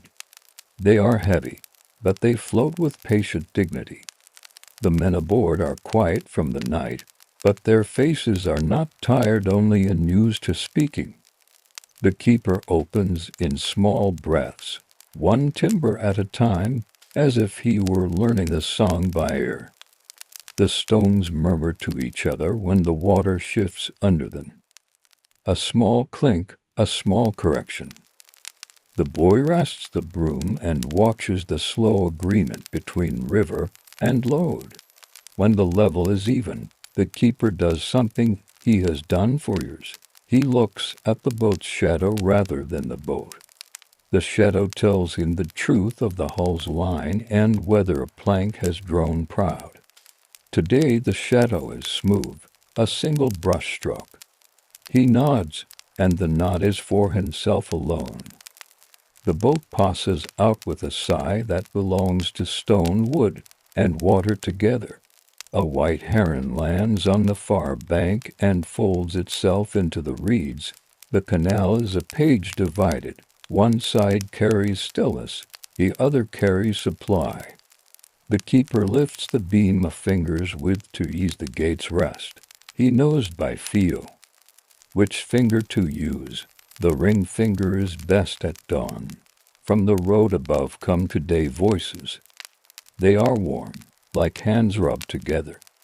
The daykeeper and his nephew arrive with an oiled paper umbrella and a coil of new hemp. They smell faintly of sesame paste and sleep. Good smells. The night keeper greets them with the small bow of people who share a duty rather than a conversation.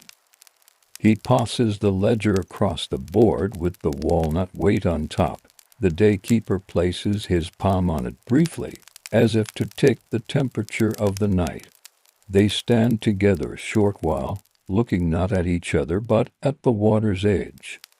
The night keeper reports without embroidery, 3 boats by the old moon, for by the new 1 official load, a gust from the north at the fox hour, a pin of the west post eased with pitch. The day-keeper listens and replies with the smallest words, the kind that keep facts level. The nephew sets the coil of hemp on its peg and tests the brazier's ash for safe sleep with a chopstick. It is cool. He smiles at having done it right. Before leaving, the night keeper writes his private 3 characters on a fresh scrap and tucks it into the ledger's cloth, not to be read, only to be kept.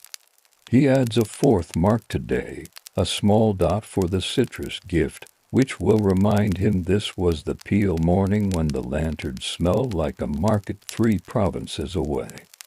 He refills the kettle for the daymen and wipes the cup rims with the clean edge of his sleeve. He coils his own rope, the one he brings from home, and slides the gaff through its customary nails so it hangs true. The boy fetches their bundle without being told.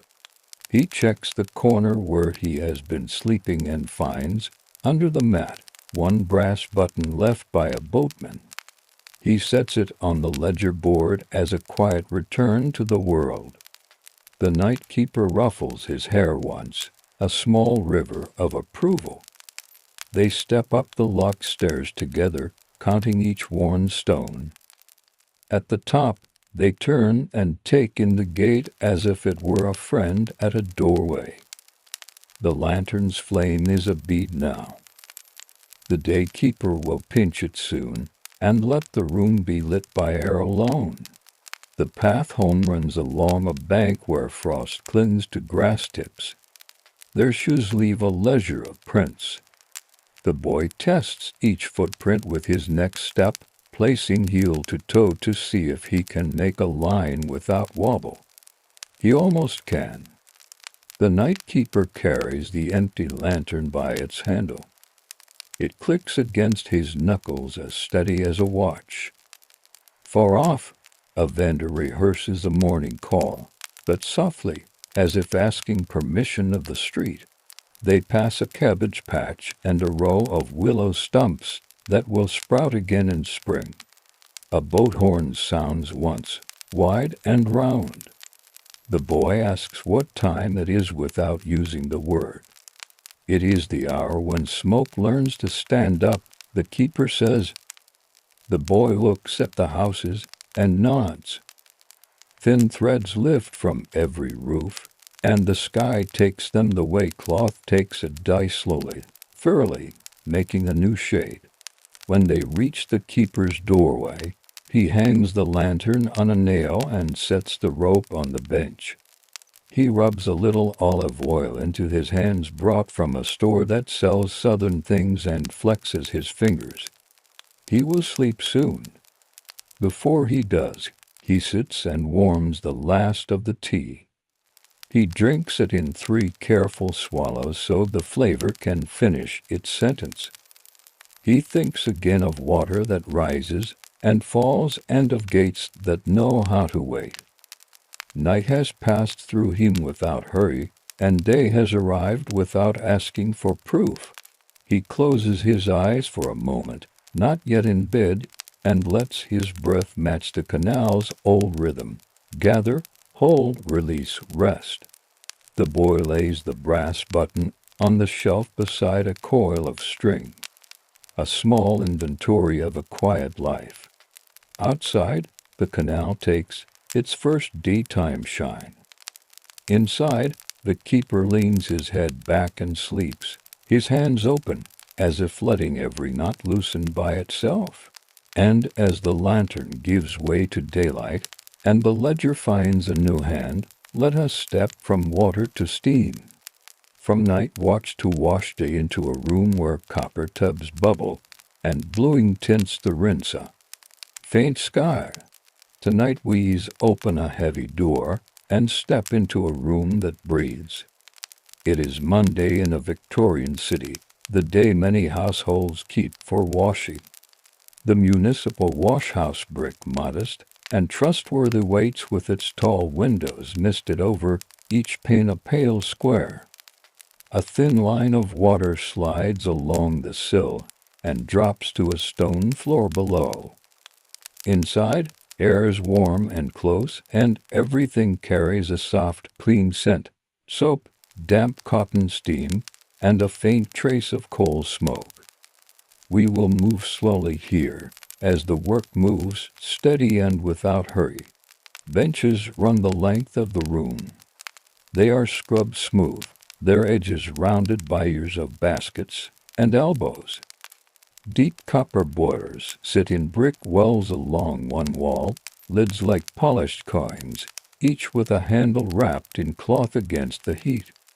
Wooden tubs called dolly tubs stand nearby, round and staved, with faint ring marks where wash lines once circled. A mangle with two wide wooden rollers waits under a window, a thing that looks stern but helpful. Its crank arm holds the shine of many hands. Racks of poles hang overhead, ready to lift wet garments into rising warmth so they can drip in peace. A woman arrives early and sets her basket on a bench. The wicker creaks softly. She wears a dark skirt, turned up an inch to keep the hem dry, and a plain bodice under a shawl that keeps the morning chill at bay. Her hair is pinned, not tightly, but securely, as if the style has learned to do its work as well as she has. On the bench next to the basket, she places a wrapped piece of yellow laundry soap.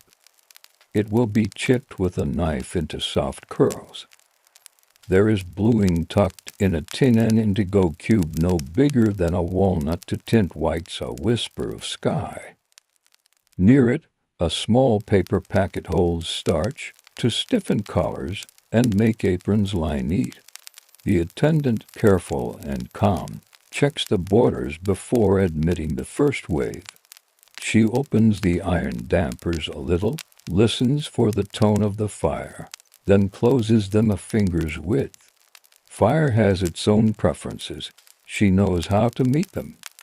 She tests each copper with a wooden paddle, no metal here, which would burn fingers. The paddle says the water is ready with a sound rather than a number, not hiss exactly, but a lively shiver against the grain. She nods and sets out a handful of wooden pegs in a clay bowl for those who need them. In this city, people buy tokens to use the washhouse. The price is set to be fair. You pay a small coin and receive time, heat, the shared space, and the kindness of equipment that does not fail. At home, fires are small and air is precious. Here, steam can lift without worry. Monday is chosen because weeks grow from it like rows from a sown field. By evening, laundry will rest in drawers and on pegs, and the week can begin with clothes that feel right against the skin. The woman unwraps the soap and shaves thin petals into a basin. The flakes curl and slide like chips from a carpenter's bench. She crumbles a pinch of washing soda between finger and thumb. It feels dry and cool, then it vanishes into warmth when she stirs. Some households still leach lye from wood ash and drain it through linen, but here at the washhouse, manufactured soda is common. The solution is simple, and it does its work without noise. Steam gathers over the basin, and she inhales once, a steady breath to learn the day. She lowers a bundle of shirts into the copper. Cloth loosens in the heat and remembers how to move. Sleeves unfurl. Buttons become small moons caught and released by water. A dolly stick a wooden tool with 3 smooth feet waits by the tub. She will press and draw and circle with it, not to punish the cloth but to coax soil away. Nearby, Another woman ties a kerchief over her head and starts the pump. The handle nods in a rhythm that matches the room's beat. Push, rise, breathe, drip. The trough fills with a modest clatter, and a tin dipper floats, patient and helpful. There is talk, but it is gentle. Words sit close to the mouth and do not travel far. Work has its own privacy. Someone speaks of a child who outgrew a pair of socks between one Monday and the next. Someone else mentions a recipe for starch that uses a drop of blue to cancel the yellow of age. Advice here is soft and specific, handed like a peg. Try a handful of salt with the boils, says one voice. Add a thread of lavender when you rinse, says another, if you can spare it. The woman tests the water with the back of her fingers. It is hot but not sharp. She lifts each shirt with a paddle, lets water run in silver lines from cuffs and hems, then rests them in a tub at her feet. She scatters soap curls on a ribbed washboard, dampens the board with a ladle, and rubs gently, cloth to glass-hard ridges, up and down a small steady rain of drops. The sound is friendly, like footsteps on shallow stairs. Stains lighten first at their edges. They give up in a way that feels polite. Children sometimes come to help. Today a small boy sits at the bench end, legs not reaching the floor, and counts pegs into a pile of sixes. He likes numbers that make tidy shakes. He will carry them to the attendants when asked. For now he tracks drops that gather on the mangle's iron support and fall to the floor in a neat line. He is not bored. The room is a map of tiny things that change little by little. That is enough. Bluing waits for the rinse. A small muslin bag holds a smudge of indigo. It is dipped into clean water until the liquid takes on the faintest winter sky hint. Whites sit in it long enough to trade their dullness for a cooler calm. It is an optical trick, an old one, and it feels like kindness. Aprons and shirts do not become new. They simply become themselves more clearly. Above, the drying poles come down on a pulley. A woman with careful hands clips a sheet at one end and feeds it over the pole's length, smoothing with a flat palm to prevent wrinkles that would later ask for heat and time. Another woman threads socks by their toes so the heels do not pull on. Knowledge lives in fingers here. It travels across benches, not in lectures, but in small examples done again and again. The mango wakes to work. Two rollers, wood on wood, turn with a soft groan. The crank does not complain, it wants steady hands and a slow pace. Cloth passes through, flattening water into a fine line. Drops form and fall into the shallow gutter that borders the floor. The gutter carries them away in no hurry. On the far wall, a slate board lists hours and cautions. Mind the lids, steady the fires, white the benches. Chalk letters are firm but friendly. By midday, the room will be a gentle chorus of repeat: shrub, dip, ring, feed, fold. For now, in this first hour, awareness fills simple tasks. The woman smooths one shirt on the board and takes a moment to notice the maker's tiny and even stitch inside the collar. She thinks of the person who sewed it, then lets the thought dissolve like soap in warm water. The shirt goes to the rinse tub, the tub to the mangle to the basket. The basket begins to look like order. This is a place where effort is measured in small satisfactions. Wet becomes damp, damp becomes almost dry becomes ready. The room carries many biographies at once of cloth, of families. of the week's routines, but it tells them in the lightest voice. As steam writes and erases its own brief story on the window panes. By mid-morning the room has found its measured sway. The boilers hum deep and even. Lids tremble gently, holding in a patient heat. A fine mist beads along the brick, turning color to a soft, damp brown. Nothing here is hurried. Each task waits its turn and receives the whole hand. The attendant walks the line of coppers with a long wooden skimmer. She lifts a veil of foam from a boil and lets it drip back with a thin silver thread. At the hearth door she slides the iron a little to coax the coal. The washhouse asks for small adjustments rather than bold gestures. When she moves, the keys on the cord at her waist tap one another, a small friendly chime. Our washer tests a color that has been soaking. She lifts it with a paddle and lays it against a board rubbed with soap. A shallow dish near her holds a paste starch loosened with warm water until it gleams like milk. Later, when the shirt is nearly dry, she will brush a breath of that gloss along the cloth that frames a face. For now, she works the edge with slow strokes, coaxing city dust and kitchen smoke to let go. The dolly tub receives the next bundle. She slides her hands to the dolly stick, a 3-footed wooden tool, and begins the round rhythm that the stick prefers: down, draw out, lift, and turn. The water answers with a soft hush. In some districts the tool is called a passer, in others the dolly. The name matters less than its agreement with the body. She lets her shoulders find the line of least effort. Soap lather climbs the tub's staves and laps at the rim before slipping back. Fibers expand, then settle, as if remembering the day they were first woven. At the bench, she opens the small blue bag into a basin and lets water darken to a skyish pale.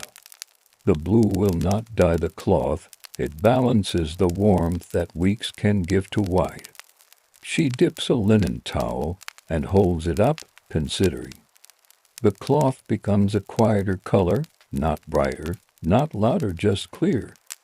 She wrings it with a clean twist and lays it across the basket rim, a river folded over a bank. A low table near the door holds other aids that pass from hand to hand with the coins and tokens. Washing soda in a jar, a slice of lemon for a rust speck. A little cup of salt for stubbornness in dye that bled last week. One woman keeps a stub of chalk to mark a cuff before scrubbing so she can tell where she has been. Another brings a pin cushion stitched by her daughter. Pins anchor pairs of socks together so they do not part in the steam. Conversation never quite becomes a crowd. It rests close by the mouth, then dissolves into the room. Someone mentions a new habit learned from a cousin in a different city. Leave woolens to soak with a spoon of vinegar before rinsing. It keeps them honest in shape.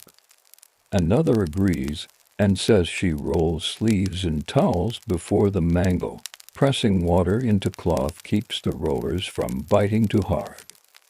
Advice is given without a sermon, small, exact, and offered once. The boy helper, who earlier counted pegs, now sorts lost and found buttons into a tin divided like a pie. He taps each lid before closing it, a neat percussion. He has learned to stand back when the big lids lift. Steam can sting. The attendant has taught him the rule for the coppers: open with a cloth, never bare hand, and let the lid sit on its rest so the water can breathe but not spit. He likes the word breathe for water. It seems true in this place. Light changes slowly behind the misted panes. The day remains gray, which suits the work. Sun would be a show-off here. The windows are propped a finger's breadth to let out the warm damp. and their drips collect in the floor gutter that runs like a quiet brook along the wall. Wooden clogs mark its edge with small wet crescents. Our washer kneels not to pray, but to tend a stained skirt hem. She brings a saucer close, makes a tiny pool with cool water, and rubs in the faintest soap with thumb-pad patience. There is nothing heroic in the act. That is its comfort. The hem will not become new. It will simply become acceptable again, like a tool oiled after use. When the tub's empty, she and a neighbor share the pump handle. The handle's art teaches steady teamwork. One pushes as the other draws, the leather valve inside answering with a quiet, satisfied cough. Clear water rises, glinting, and they look for the small things that mean good water. No grit on the palm, no smell but neutral air. A tin ladle hangs by twine. It tastes like the most ordinary metal in the world. This is reassurance. Laundry token rules are chalked on the slate in a tidy list. Time is generous, but finite. The washhouse belongs to many. The woman reads, there at the end, leave the benches as you would find them. She intends to. The benches are old friends and do not ask for much, just a cloth wiped across their backs to clear soap, and the memory of a wet basket. Although this day's work, it does not gnaw its spirit. The heat eases the stiffness that a cold kitchen can give. In winter this room becomes a kind of public hearth. In summer it becomes a shaded well. The washhouse is one of those civic ideas that feel like good manners tied to bricks, shared, sufficient, and quietly maintained. It lets labor expand beyond a single hearth's limits and puts it under high ceilings where effort can lift and then disperse. From a pocket she draws a little end of lavender tied with string, dried last summer and saved for rinse water. It will not perfume in any grand sense. It will only erase roughness. When she crumbles it into a basin, the room gains a leaf-sweet note for a moment. Even those who cannot spare herbs sometimes bend to the same effect with a curl of orange peel saved from a market day. The mango resumes its soft, two-note song. She feeds a folded towel between rollers, guides it with both palms, and retrieves it just damp enough to hold a shape. She stacks towels with the patience of someone building a small fortress of plain goodness. Edges aligned, corners tamed, pile not too high. The boy stands on tiptoe to watch the topmost towel's steam drift. He draws a smile with his finger on the window, then wipes it away with the back of his wrist, as if the gesture were a secret. Near the borders, a clock ticks, not loudly, not often, just the kind that marks quarters with a sensible click. She glances once. Time has moved in company with her hands, not in opposition.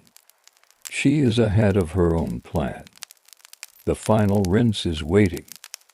She dips the muslin blue again, swirls it until the basin shows a color like cold morning light, and lowers the neat stack of shirts one at a time, letting each gain that faint, cream tone. When she lifts them out, the cloth feels new in a modest way. Water releases its hold in threads. She feeds sleeves into the mangle, and they come through with lines smooth as if sleep had passed over them. She will leave the heaviest pieces to drip from the overhead poles. Cotton will dry, wool will settle, linen will lose its stubborn creases tomorrow under an iron's weight. For now the washhouse completes this part, water and warmth and the surety of shared tools. By the time the church bell down the lane sounds once, baskets along the benches show order more than effort. Each is its own landscape, pale linen hills, striped flannel fields. A tittied coastline of folded napkins.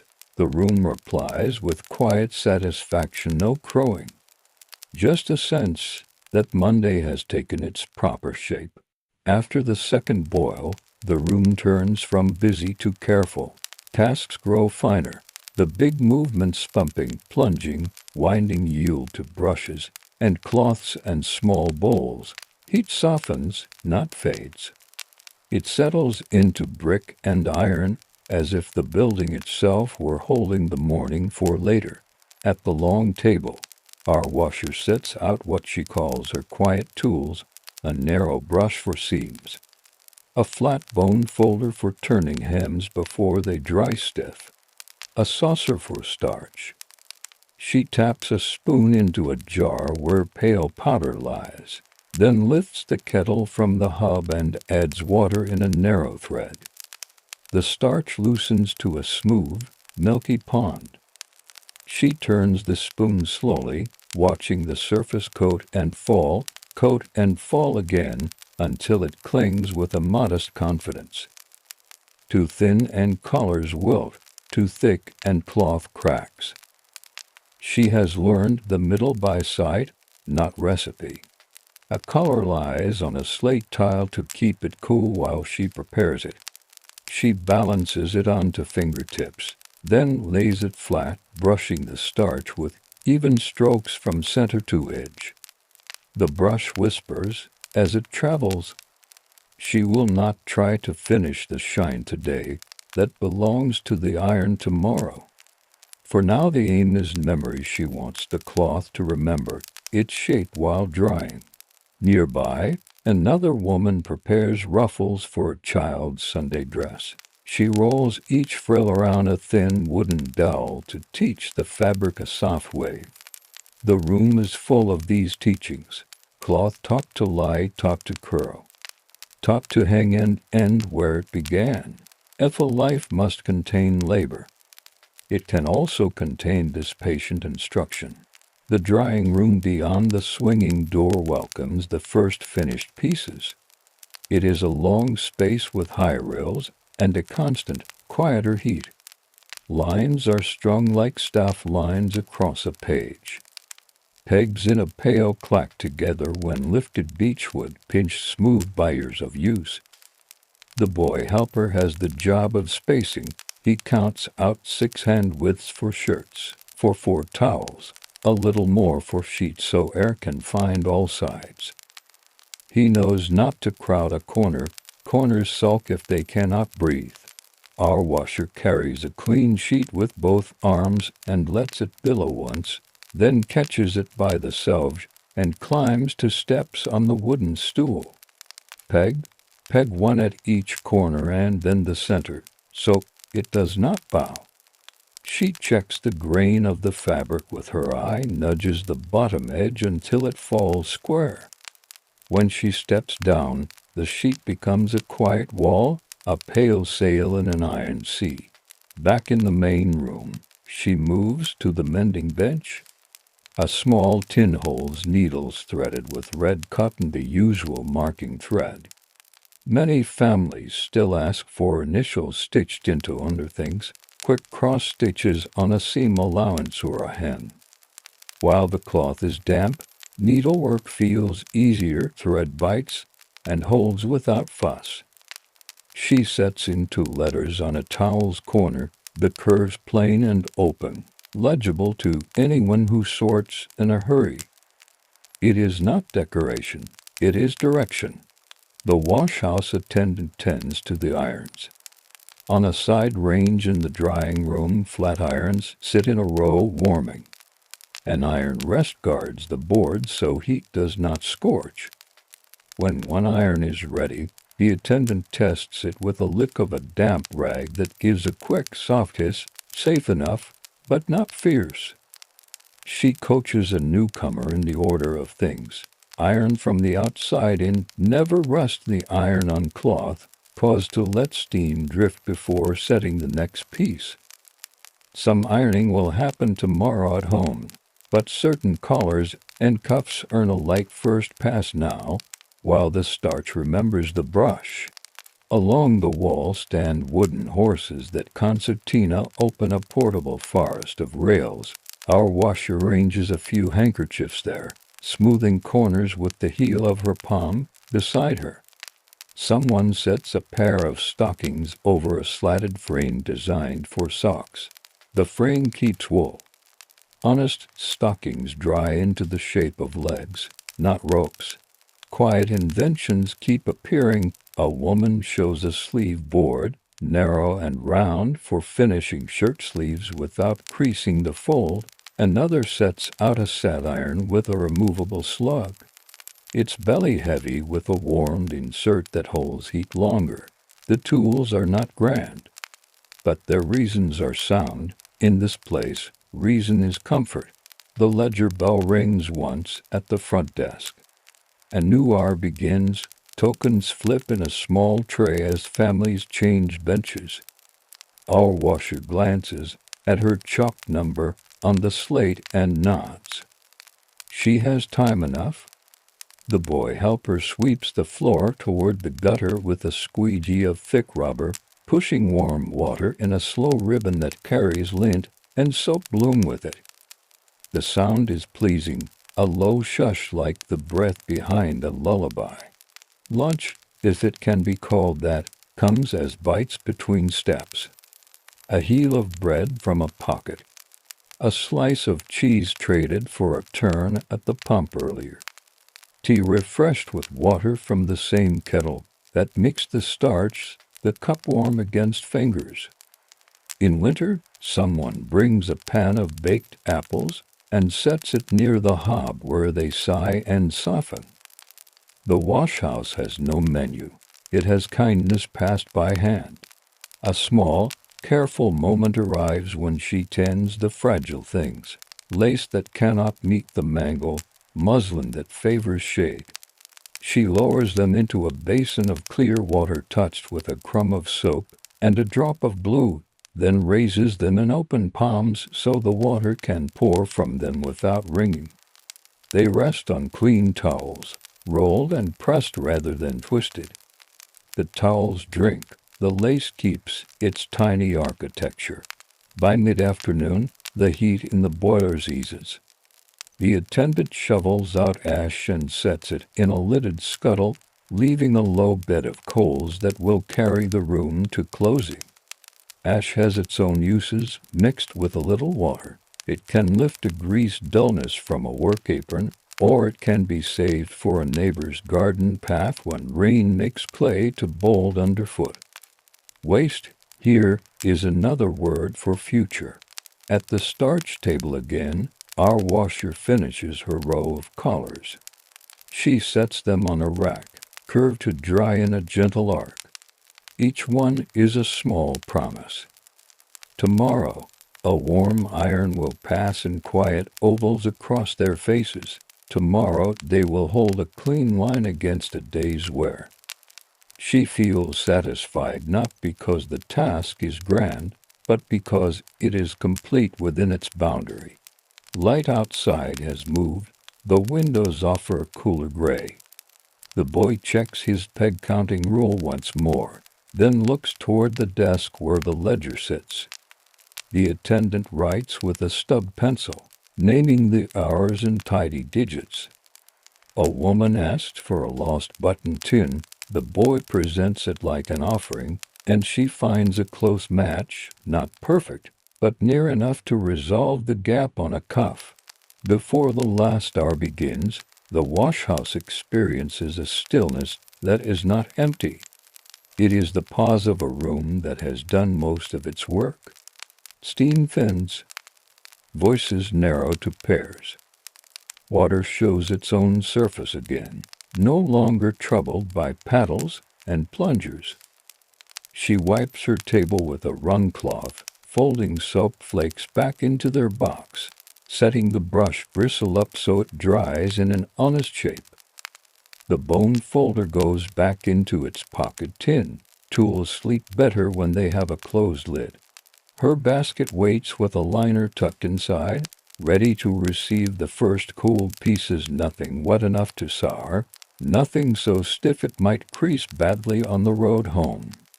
She arranges the stack by purpose, shirts together, towels as a cushion, flat linens on the top where they can mind their own corners. At the last, she adds a small cloth bag that holds the day's pegs, counted and returned. The room lets out a long, quiet breath. Evening gathers in small signs rather than shadows. The steam grows thin enough to see the far wall. The attendant draws the iron range a little forward, opens the damper, and sets out a fresh line of flat irons like a quiet parade. Their handles lean outward, elegant as the stems of tulips in a row. Heat climbs into the metal without fuss. The room answers with a soft, particular sound, a low, even hum from the coals, and the faintest ticking as iron and plate come to the same thought. Our washer prepares for finishing. She spreads an ironing blanket wool layered under clean cotton across a long board, smoothing the weave with the heel of her hand until the surface is calm. From her basket she lifts a muslin sprinkler, a small cloth pouch pricked with pinholes and knotted at the top. Inside, water scented with the barest breath of vinegar waits. She passes the pouch over a folded shirt, and a fine shower patters down, waking the fibers without wetting them. Dampness is a language cloth understands. An iron is ready. The attendant tests it with a quick touch of a damp rag. It murmurs, not hisses. A good temper. She drags the iron's face once across a cake of beeswax, then wipes it clear. The sole plate shines in a plain way, just enough to glide. Our washer takes the handle careful, steady, and begins where edges live. She moves from the outside toward the center, small ovals that never pause in one place. Where a collar meets its stand, she uses the iron's tip like a pen nib, drawing warmth along the seam so the line will keep its promise. A sleeve meets a sleeve board, narrow wood slips into cloth, and the iron rides are on it like a skater tracing a tidy oval. On the next board, someone tends ruffles with a goffering iron, a slender heated rod anchored in a stand, a ribbon of cotton coaxed into waves with a damp cloth and patience. The ruffle receives a curl that looks like a breeze held still. It is a small luxury.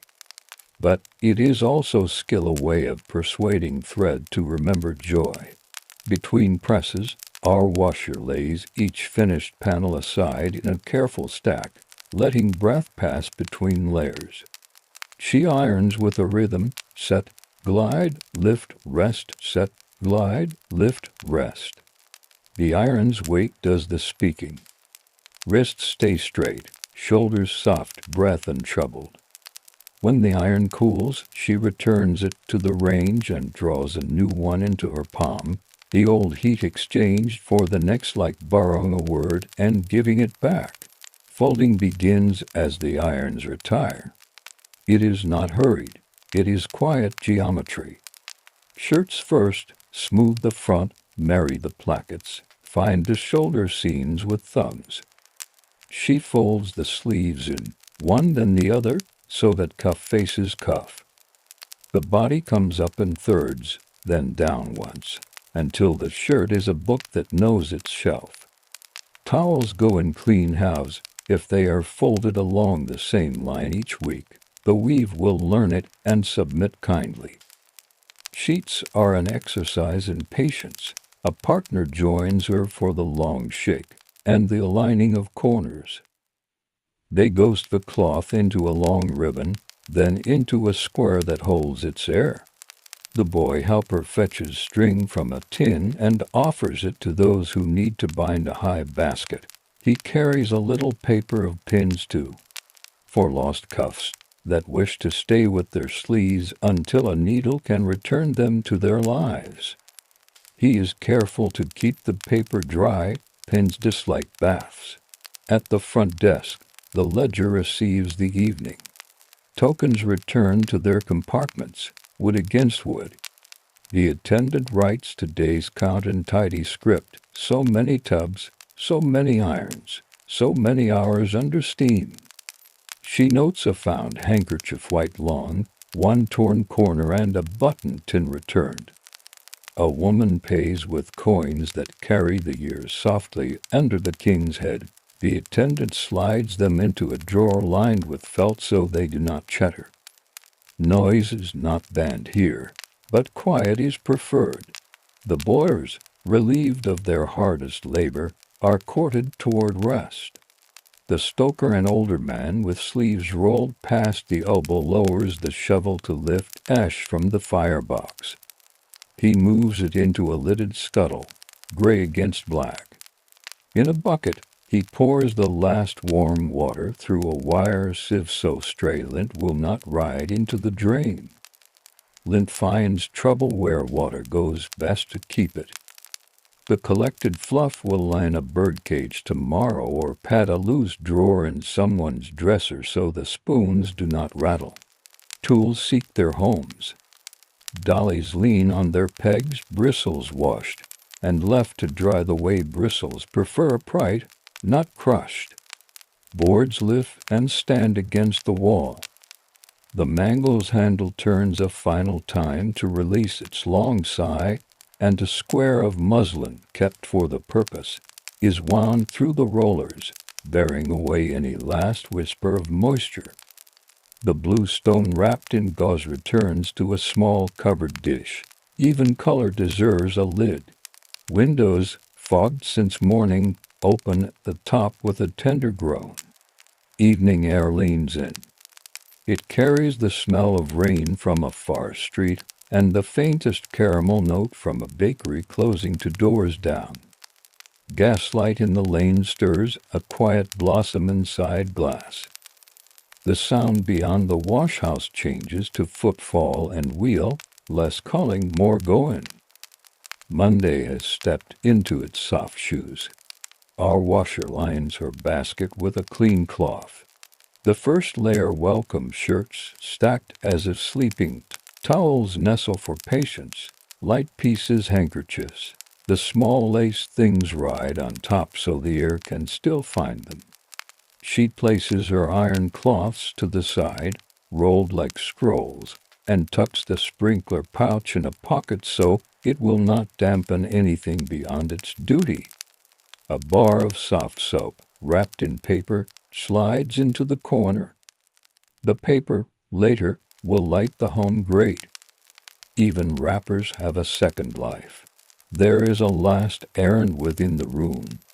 She steps to the mending corner to return the lone bone folder.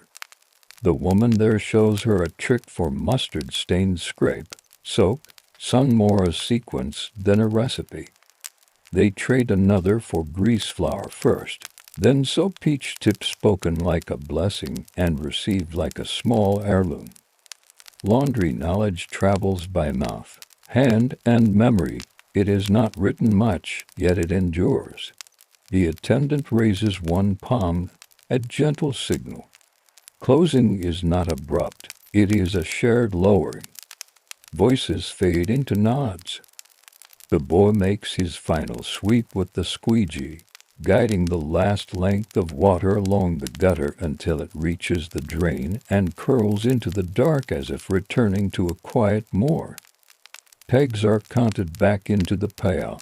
The number matches the chalk on the rim. Satisfaction is not loud. It is a number that comes right. Before the door, our washer adjusts her shawl, draws it up over her head against the cool.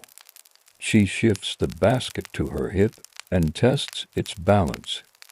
The weight is not light, but it is a good weight, clean folded, promising a week without worry over shirts and towels. She glances once at the room boards asleep, irons resting, tubs shining a little in the fading light, and touches the doorframe, as some do like greeting a friend. The attendant lifts the latch. The metal answers with a soft click, then settles again. Outside, the lane accepts her footsteps. But the washhouse has one more breath. The attendant pulls the dampers to tame the coals, sets the ledger under its cloth, and lays a thin strip of paper across the desk so tomorrow will begin with a blank place to write. A key turns only once. There is no need for more. The day in the washhouse ends the way a lullaby does, not with a stop, but with a resting note. Street light gathers along the lane like calm water finding its level. Our washer steps out with her basket, the weight riding the hip that knows this work. She has tucked a folded cloth under the handle to keep it from biting. Cobblestones answer with a soft clack beneath her clogs, quieter now that evening has pressed the day down flat. A lamplighter lifts his pole to touch a mantle into bloom. Glass winks once and holds a steady pearl of flame. From the bakery, last heat drifts with a sweet crust smell. Chalk loops on the pavement are half erased by damp. A hopscotch paused until the morning. She walks the ordinary map. Greengrocer shutters, a cat bracketed on a sill, a gutter speaking to itself with a slow trickle. On a corner, a hawker closes his barrow of cress, the leaves beaded as if it had just rained inside the basket. They trade small nods. Monday is a secret society. Its members recognize one another by the shape of their shoulders and the way they carry weight without complaint. At her building she takes the steps with care one, then the next, the basket held close so it does not brush the rail. The hallway smells of blacking and boiled potatoes. Her key hesitates, then finds the turn it has learned. Inside, she sets the basket on a tabletop that is clean and likely scored from years of plates. The small grate has been banked all day. Under the thin lid of ash, a red patience remains. She lifts the lid with the poker, lays two sticks crosswise, breathes once, and feeds a corner of paper into the seam. The paper accepts the new work without fuss, curls, and gives a pale flame the color of butter. Windows open a finger's width to let out the day's damp. The room takes a long breath. She lays a towel across the chair back nearest the grate not too close so warmth can stroll through the threads. Shirts are moved to the erring horse, a wooden ladder that unfolds like a quiet accordion. She spreads them with space between, smoothing seams with a damp hand so they will dry flat. The line of cuffs looks like a small regiment at ease. From the basket's corner she pulls the rolled muslin she keeps for starch. A little remains in the pan she had cooling, and she decants it into a jar, ties down muslin under the lid, and writes a pencil word on a scrap. Colors, it will wait until the morning, thickening slightly as it thinks. The blue bag is hung by its string from a nail, where it will dry back to its calm cube. Soap-wiped dry returns to its paper. She tucks the paper near the grate. All things go somewhere in a home that runs well. There is a small mend that cannot be left. She reaches for the tin, needles nested in felt, thread wound on a card, a narrow slice of beeswax with a print of her thumb in it. She warms the wax on the damp ledge of the kettle, draws the thread once through to tame its wildness, and threads the needle without chasing. The torn hem in a pillowcase is taken between fingers. She works a ladder stitch so tidy it seems the cloth decided to join itself. For a sock with a thinning heel, she slides the wooden mushroom inside, the domed light making the net of wool clear. The darning needle crosses and recrosses with quiet arithmetic, building a small woven bridge where footsteps have been busy. The kettle speaks, tea is earned. She pinches leaves from the tin, darker than the evening itself, and lets them drift into the pot. A cup warms her hands before it warms her inside. Supper is unceremonious and exactly right. A heel of bread warmed at the grate, a spoon of dripping spread thin, a pickle that wakes the tongue, and a few slices of cheese that remember the field. She eats with elbows in, unconsciously making space around the erring horse, as if it too were a guest. Her hands receive care, the way a good tool earns it. From a small jar she lifts a lemon-scented salve and rubs it into knuckles, over the arc where the handle rode the palm. The skin answers by standing down. Nails are brushed under the pump-free strokes only, gentle and dried on the corner of a towel that will be washed again next week. She is not fussy, she is simply exact. Before the basket is emptied, she sorts tomorrow's intentions. Mending to one side, deliveries to another her own pieces to the chair seat. She folds a shirt for Mr. Perks on Wren Lane with its collar on top so the starch will not be forgotten, and sets a coin pouch next to it with the change she kept for Wednesday's coal. A stub of pencil, and her tiny book note, pin 6, soap 1, blue kept. This ledger is as plain as bread, but it steadies the week. Steam has left its gentle claim on the room, so she closes the windows and draws the blind. The erring horse keeps its watch. She shakes out her apron at the door lint falling into the dark like slow snow and hangs it by the sink. The shawl she wore home goes across the foot of the bed. She puts by the needle tin, the thread, the mushroom. Tools sleep better when together. From the street, a clock tells 8, then the echo from farther off answers like a friend repeating a story. Somewhere, someone laughs low and kind, somewhere else. A cart rattles 2 streets away and then forgets itself. The building settles, even the kettle seems to whisper thank you into its own tin shell. She extinguishes the lamp with a patient breath, then sits on the bed edge to loosen the pins from her hair, one by one into a dish that knows their shapes. The plate falls obediently. She checks the great coals calm as old dogs and sets the guard where it will keep them from tasting the night air too quickly. Sheets are cool. The first touch surprises her feet, then welcomes them. Monday lies down across her back, not heavy now, just certain. The body remembers the lifting, the turning, the small precise motions. It sets them aside like folded shirts. Before sleep, she looks once around the room, the way a captain scans a deck, the baskets emptied, collars planned, starch labeled, soft-capped lights set, her eyes close without story or ceremony. The washhouse hum, and the street's soft report arrange themselves into a blanket of sound that is thinner than silence and warmer than noise. Somewhere in the night, the erring horse gives up the last of its moisture to the room. A cuff dries into its curve.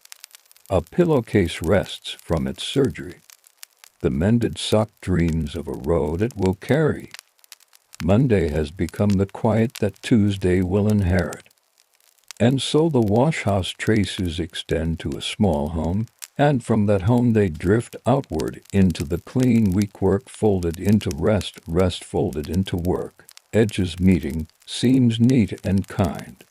As we leave the cooling irons and the peaceful erring horse behind, let's travel to evening in the high Andes, where a keeper unwinds a cord of knotted strings, and memory lives in wool. Evening arrives by degrees on the high ridge, not with a shout but with a long, even breath. The house sits low and warm under its thatch, walls of earth holding the day's stored heat. Inside, a small hearth keeps its steady glow, and the air smells faintly of smoke and toasted grain. A woven blanket has been laid on the floor near the light, its pattern of steps and diamonds soft under the hand. On the blanket rests a pouch with a braided strap. The pouch is not heavy, but it holds something the household treats with quiet respect. The keeper settles cross-legged beside it. A shawl wraps the shoulders, another is folded behind as a cushion for the back. Shoes have been left near the door so dust will not follow the family indoors. A gourd of maize beer has been set within easy reach, near a shallow bowl of roasted kernels that crack lightly between the teeth. Close by, a child watches with the patience that evening invites, chin in hands, eyes bright in the lamplight. The pouch opens. From inside comes the quipu, a primary cord, thick and flexible, with pendant strings in gentle rows. Each pendant hangs like a strand of rain held still. Wool and hair twist together in soft plies, some strings felted smooth by time and handling. The fibers smell faintly clean and animal, a comfort on a cool night. Colors lie along the row in a quiet sequin screen, brown, gray, and, here and there, a dyed strand deeper than dusk. A crimson cord holds a calm note near the center. A soft indigo pendant rests 3 spaces away. Nothing is loud, everything is chosen. The keeper lays the primary cord across the blanket in an easy curve, then smooths the pendants so they do not overlap. Fingers learn their places without looking, as if greeting old friends. Before beginning, the keeper dips a cloth in warm water, wrings it out, and passes it once along the row, not to clean but to tame the cling of dry air. This small gesture makes the fibers lie still and easy to read. Remember, the grandparent's voice as steady as the fire. We start from the mother cord. A thumb finds the first cluster. The child leans closer, but does not touch yet. The keeper loosens a short braid near the top of a pendant, not to undo it, only to coax it open so the knots below can be seen clearly. There is no hurry. The family's small dog turns a circle and settles farther from the warmth. Outside, the slope gives its last light to the sky. Knots present themselves with quiet order. Here, a long knot turns wrapped together, plump in the fingers. Below, a figure-8 knot sits like a loop that has remembered itself. Lower still, single knots mark digits with simple honesty. Distance between knots matters. Position on the string matters. Color and material speak, too, and the keeper hears them. This is not reading letters, but it is reading hands and eyes moving together like travelers who share a map. What is that one? The child asks, voice a little above a whisper. This one counts the flock, the keeper answers, touching the pendant dyed the color of dust after rain. Yesterday 20 and 3, today 20 and 3 still. The little one with the crooked ear stayed behind the wall and chewed the corner of my mantle. Again, the child smiles, knowing the animal by its mischief more than its number. From a small basket, the keeper takes a stick of charcoal and a flat shard of smooth gourd. The gourd is a note board for tonight only, a place to keep thoughts while hands move. On its pale skin a few marks appear, short lines, tiny circles, a dot where a new cord will be cut and added when the planting begins. None of this replaces the quipu, but it comforts the mind to see a plan breathe on the table. The keeper reaches for a skein of undyed wool, spun even and thin. A few fibers are teased out and twisted into a tie long enough to make a holding knot. This is a humble knot made high on a pendant, meant to remind a future self. Check the terrace's second field when the moon is thin. The child watches the twist form and the knot settle. It does not count, the child says, repeating a lesson. It points. Yes, the grandparent nods. It points. The tie is snugged, not too tight, leaving the counting knots below free and clear. The Quipu will speak later to another set of hands. And courtesy is kept for that meeting. From the shelf, the keeper takes a small bundle of plant-dyed samples. Each strip is labeled in the mind, not with ink. The crimson came from a small insect brushed from cactus pads and ground with a stone. The yellow drew from a plant that opened tiny sunbursts near the path. Brown belongs to walnut hulls or to smoke coaxed through damp while at a tender heat. The samples are touched in turn, memory catching in their feel as much as their hue. A new pendant will be needed for next week's seed measure. The keeper chooses the yellow that means maize for this household and ties a neat head lashing where it must join the mother cord. The motion is precise and unremarkable, as ordinary as tying a string on a bundle, but there is a small dignity in doing it well. Tea is poured for the elder who lives next door and has come in with a basket of leaves. The neighbor settles on a reed mat near the door, shakes a few dried sprigs into the kettle, and rubs a seed pod between fingers so the room grows a little sweeter. They exchange remarks that belong to night, how the slope held its soil in the afternoon wind, how the path was kind to knees that did not want to hurry, how the river gave a sound like cloth when stones turned under it. The Quipu lies open between them like a low conversation that has waited all day for this table. A handful of roasted broad beans passes from the neighbor's basket to the child's bowl with the soft rattle of pebbles. The child chooses one, considers it, then places it as a placeholder on the blanket near the crimson string. A new habit is forming. Beans become markers to show where a question still sits. Later the beans are eaten, and the questions are folded into the Quipu. But for now the little pile reminds everyone of what remains to ask. The keeper returns to the flock pendant. Fingers travel to where single knots count recent births. Each knot tells of an animal small and certain. Another pendant records the terrace's plots stepping down the slope like a hen. Its color is the gray of dust at the end of day. Its texture is slightly rougher, so it can be found by touch when lamps are low. 2 furrows on the upper field will rest, the grandparent says, and the keeper adds a tie knot above the row, high and spare, a note to shift labor when moonlight is thin.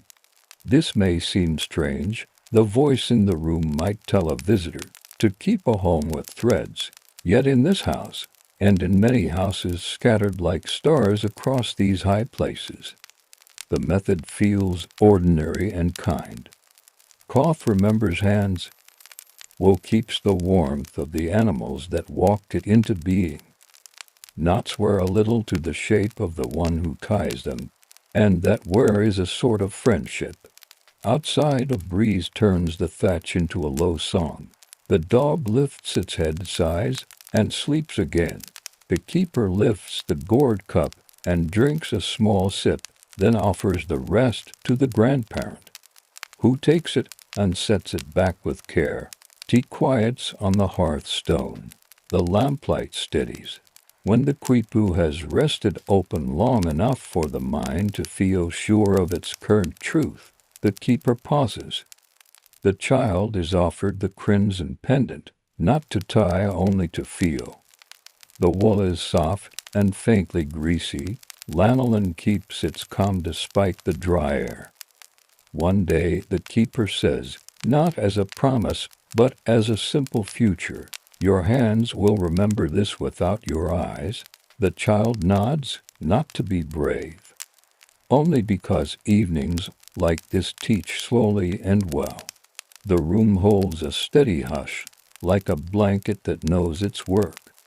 The keeper tests the lamplight with a hand, turning the wick until the glow sits neither sharp nor dim. The Quipu breathes on the blanket pendants, lying in their quiet order.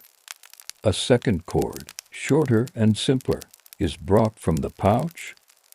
It is a practice cord, made for teaching and for trying ideas. Its surface is a little looser, its knots more recent, its story still light on its fibers. Begin with the homes, the grandparent murmurs, more habit than instruction. The keeper touches a pendant the color of cooked clay and counts the single knots that mark households from the nearest slope. The distance between knots has a rhythm learned from years of hands. The child watches the spacing as if it were a lullaby made visible. A bean is moved from one small pile to another on the blanket, a small, friendly way of keeping place. From a shallow basket, the keeper chooses a few strands of unspun wool, pulls them into a thin tuft, and twists them between finger and thumb. The twist is even, the motion calm. The strand is not long. It will become a tie, not a count. It is placed near a pendant that tracks seed for the upper terrace. The tie sits high, where notes live. When the moon is a thin boat, the keeper says, "We open the second furrow." The child repeats the phrase softly, pleased by the picture of a boat in the sky. A neighbor's loom begins to talk through the wall, warp threads creak, a heddle clicks. The shuttle kisses the shed with a small wooden sound. The house listens. The dog shifts, stretches, and returns to sleep. The Quipu remains open, and the keeper returns to the flock cord, smoothing a ruffle where the wool remembered bend from the pouch. This may seem uncommon now, the grandparent remarks, voice like a cushion, to count without marks of ink. The keeper nods. Yet the cords keep place and time very well. 10 speak from one level, hundreds from another. A long knot here means a bundle of 10. A single knot below says how many more. Our fingers know where the numbers sit. Even when eyes are tired, the child's small hand floats above the pendant without touching, as if feeling the levels by air. The keeper takes the practice cord and rests it across the child's knees. "This one is yours to try," they say. "We will count beans for a visit." 10 beans sit in a small bowl. Another bowl waits empty. The child places one bean, ties one single knot. To beans, to single knots. When 10 have crossed the wren, the keeper shows how a long knot makes a tidy bundle. The child's brow gathers, then smooths. The long knot settles with a small satisfaction. Numbers begin to hold together like friends. Beside the hearth, the kettle whispers. The neighbor pours hot water over crushed leaves in a cup, and the room takes on a sweet, green smell that clears the mind but does not wake it too much. A pinch of ground flour goes into the other cup, coloring the liquid faintly like a memory of sunrise. 2 earthen mugs warm the hands. The grandparent lifts theirs and blows once. The dog's ear flicks at the soft sound. The keeper turns to a different pendant, the one with a softer twist and a cooler hue. This cord belongs to terraces that grow tubers with skins like earth and hearts like rain. A slender tie is added high on the line. It does not count. It points. Below the tie, a single knot is eased loose and moved a finger's width downward, then retightened with care until the knot sits like a pebble where it belongs. Wolfer gives a gentle correction. The cord accepts the truth and becomes quiet again. From a small pouch, the keeper takes a piece of soft, scented leaf.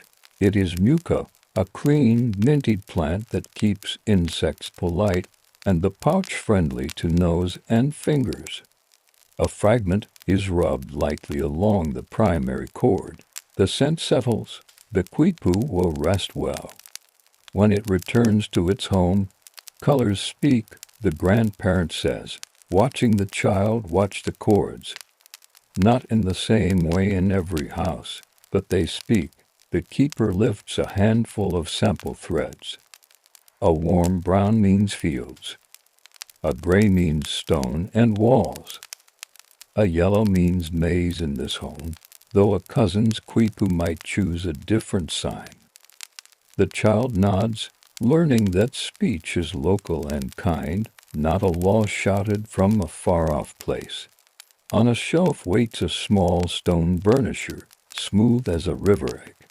The keeper rubs it over a frayed spot near a pendant's head lashing, coaxing the fibers to lie together again. A breath of olive oil from a tiny clay cup softens the place where fingers pass most often. The cord glows a little under care, not from shine but from health. This work is not repair so much as grooming, the way one smooths hair before bed. The neighbor speaks of weather in small pieces, the way clouds refused to come past the ridge, the way the path held firm under mule's foot, the way the river left a new stone near the ford. The keeper listens and moves a bead from one dish to the other to mark that tomorrow's water fetching should leave before the sun is strong. The child watches both stories at once, the one told by mouths and the one told by hands. A string dyed with cochineal rests in the keeper's lap, near the crimson pendant that has waited patient and still.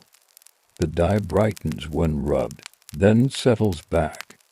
The child asks if the red is for something special.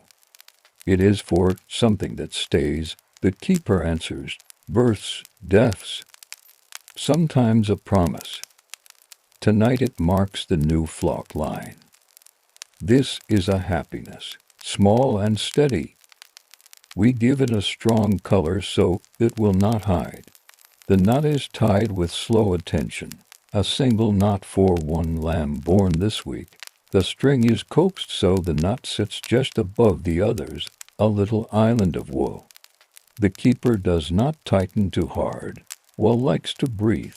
The child leans in, breath held without meaning to, and lets the breath go when the knot settles true. A thin subsidiary cord hangs from one pendant like a note tucked into a page. It carries a tiny row of single knots that remember a borrowed tool, and the day it will return. The keeper touches it and smiles. A cousin uses a different habit for such things, tying a loop high rather than a string low. Both ways work. The house chooses what feels natural and stays faithful to it. The lamplight sinks one small finger. The keeper trims the wick with a pinch and a twist, and the flame steadies again. Outside, the slope becomes a shoulder against the stars. Inside, the child's practice cord holds one long knot and 3 single knots. 13 beans sit in the second bowl. The child counts them with a finger and a soft hum, then looks up, seeking the nod that means enough for now. The nod comes. The child smiles a little, tired in a pleasant way. Before the Quipu returns to its pouch, the keeper checks the head lashings one by one. Each pendant hangs true. Each cluster shows its tidy family of knots. The primary cord lies with a gentle curve, not bent, not stretched. The mucus scent lingers.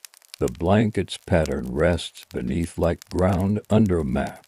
Tomorrow, the grandparent says, we will tie a new pendant for seed. The child's eyes brighten and then soften with the weight of evening. The dog sighs a last time and becomes still. The kettle is moved off the heat with a cloth-wrapped hand. The room holds together like a woven cloth warp weft, and the quiet space between. The keeper covers the quipu with the fringe of the blanket for a moment, letting the wool warm. Then the cover lifts again. A few last glances move across the cord, like lantern light across a path, making sure of what will be remembered when morning comes. Morning arrives quietly, as if it had been sitting outside the door for a long time. The hearth gives a last sigh of embers, and a thin line of smoke finds its way to the roof and out into the cool air. The keeper lifts the woven pouch and lays it on the blanket. The cords rest inside like sleeping grasses after dew. The child has drifted onto a reed mat near the wall, one hand open, palm up, the practiced strand curled in the fingers like a tame thread. The keeper tends the flame first. A twist of dried twig, a small breath, a match of soft kindling. Fire accepts the invitation with a modest rustle. Water goes into a small pot. A pinch of crushed leaves follows later, making a simple morning drink. While the water warms, the keeper brings out a drop spindle from a basket. The whorl is carved smooth by years of turning. A little wool is teased and joined to a leader.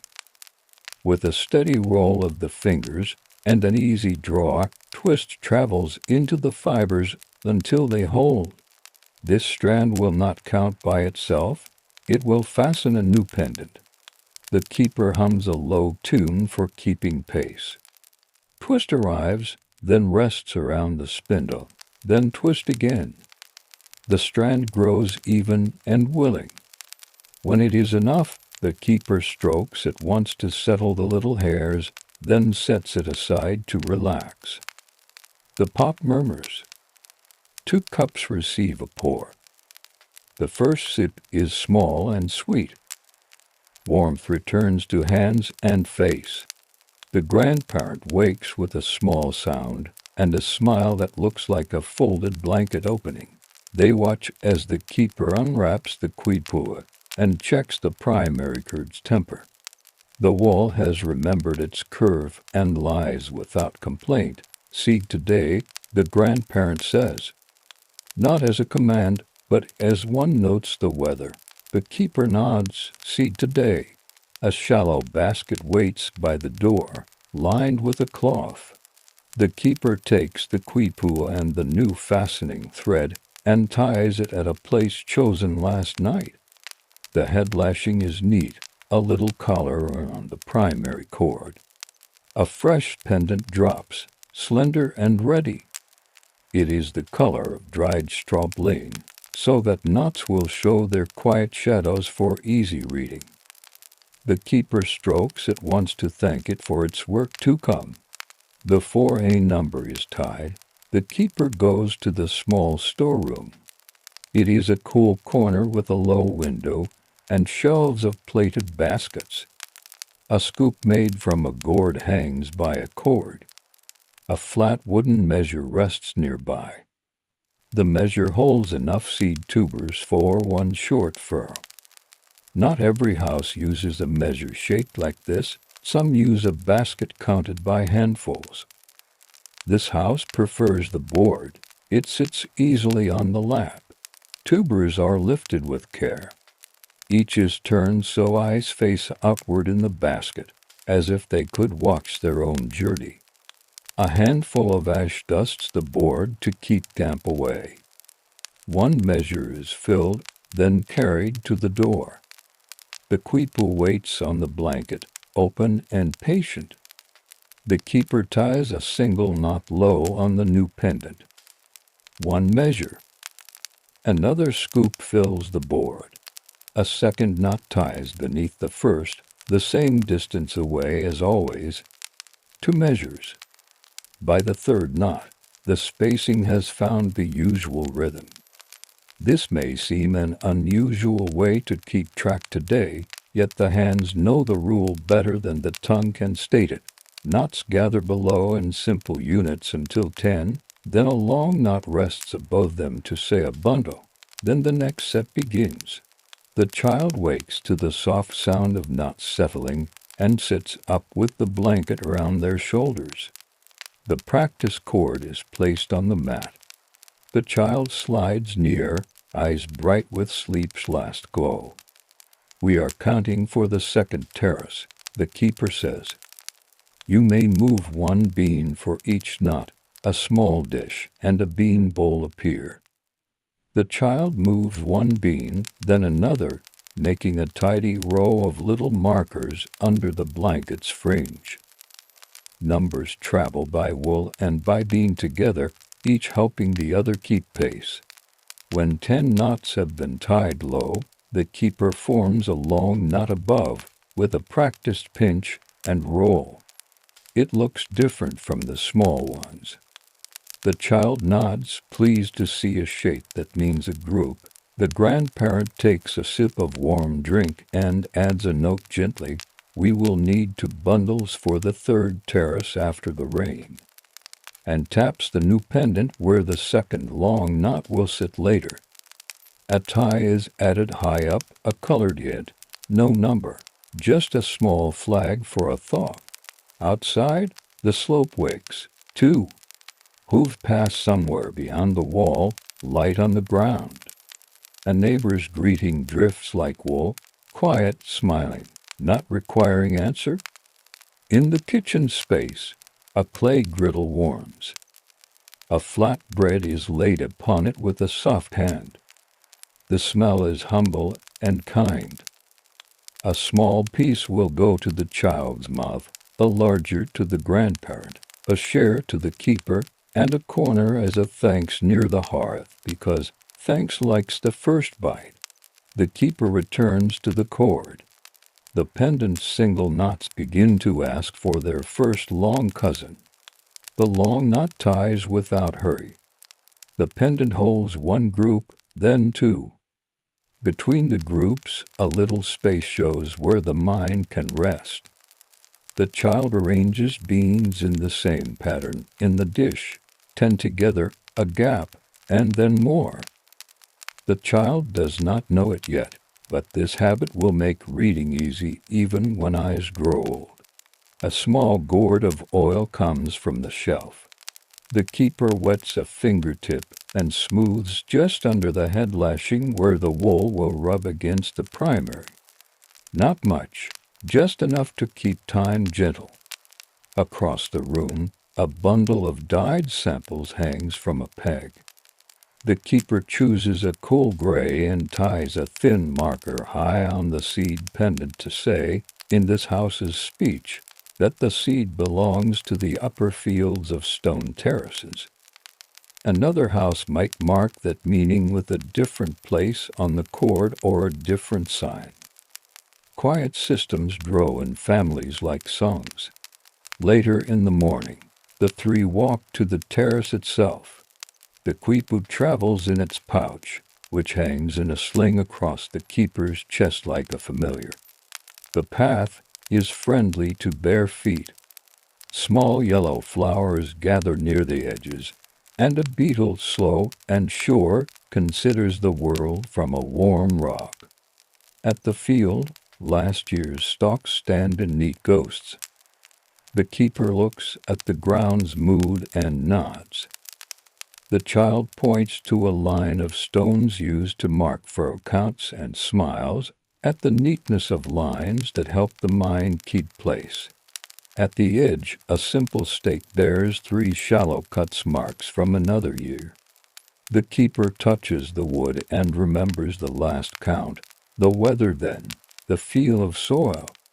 This is how we remember when cords stay at home, the grandparent says, tapping the stake with a fingernail.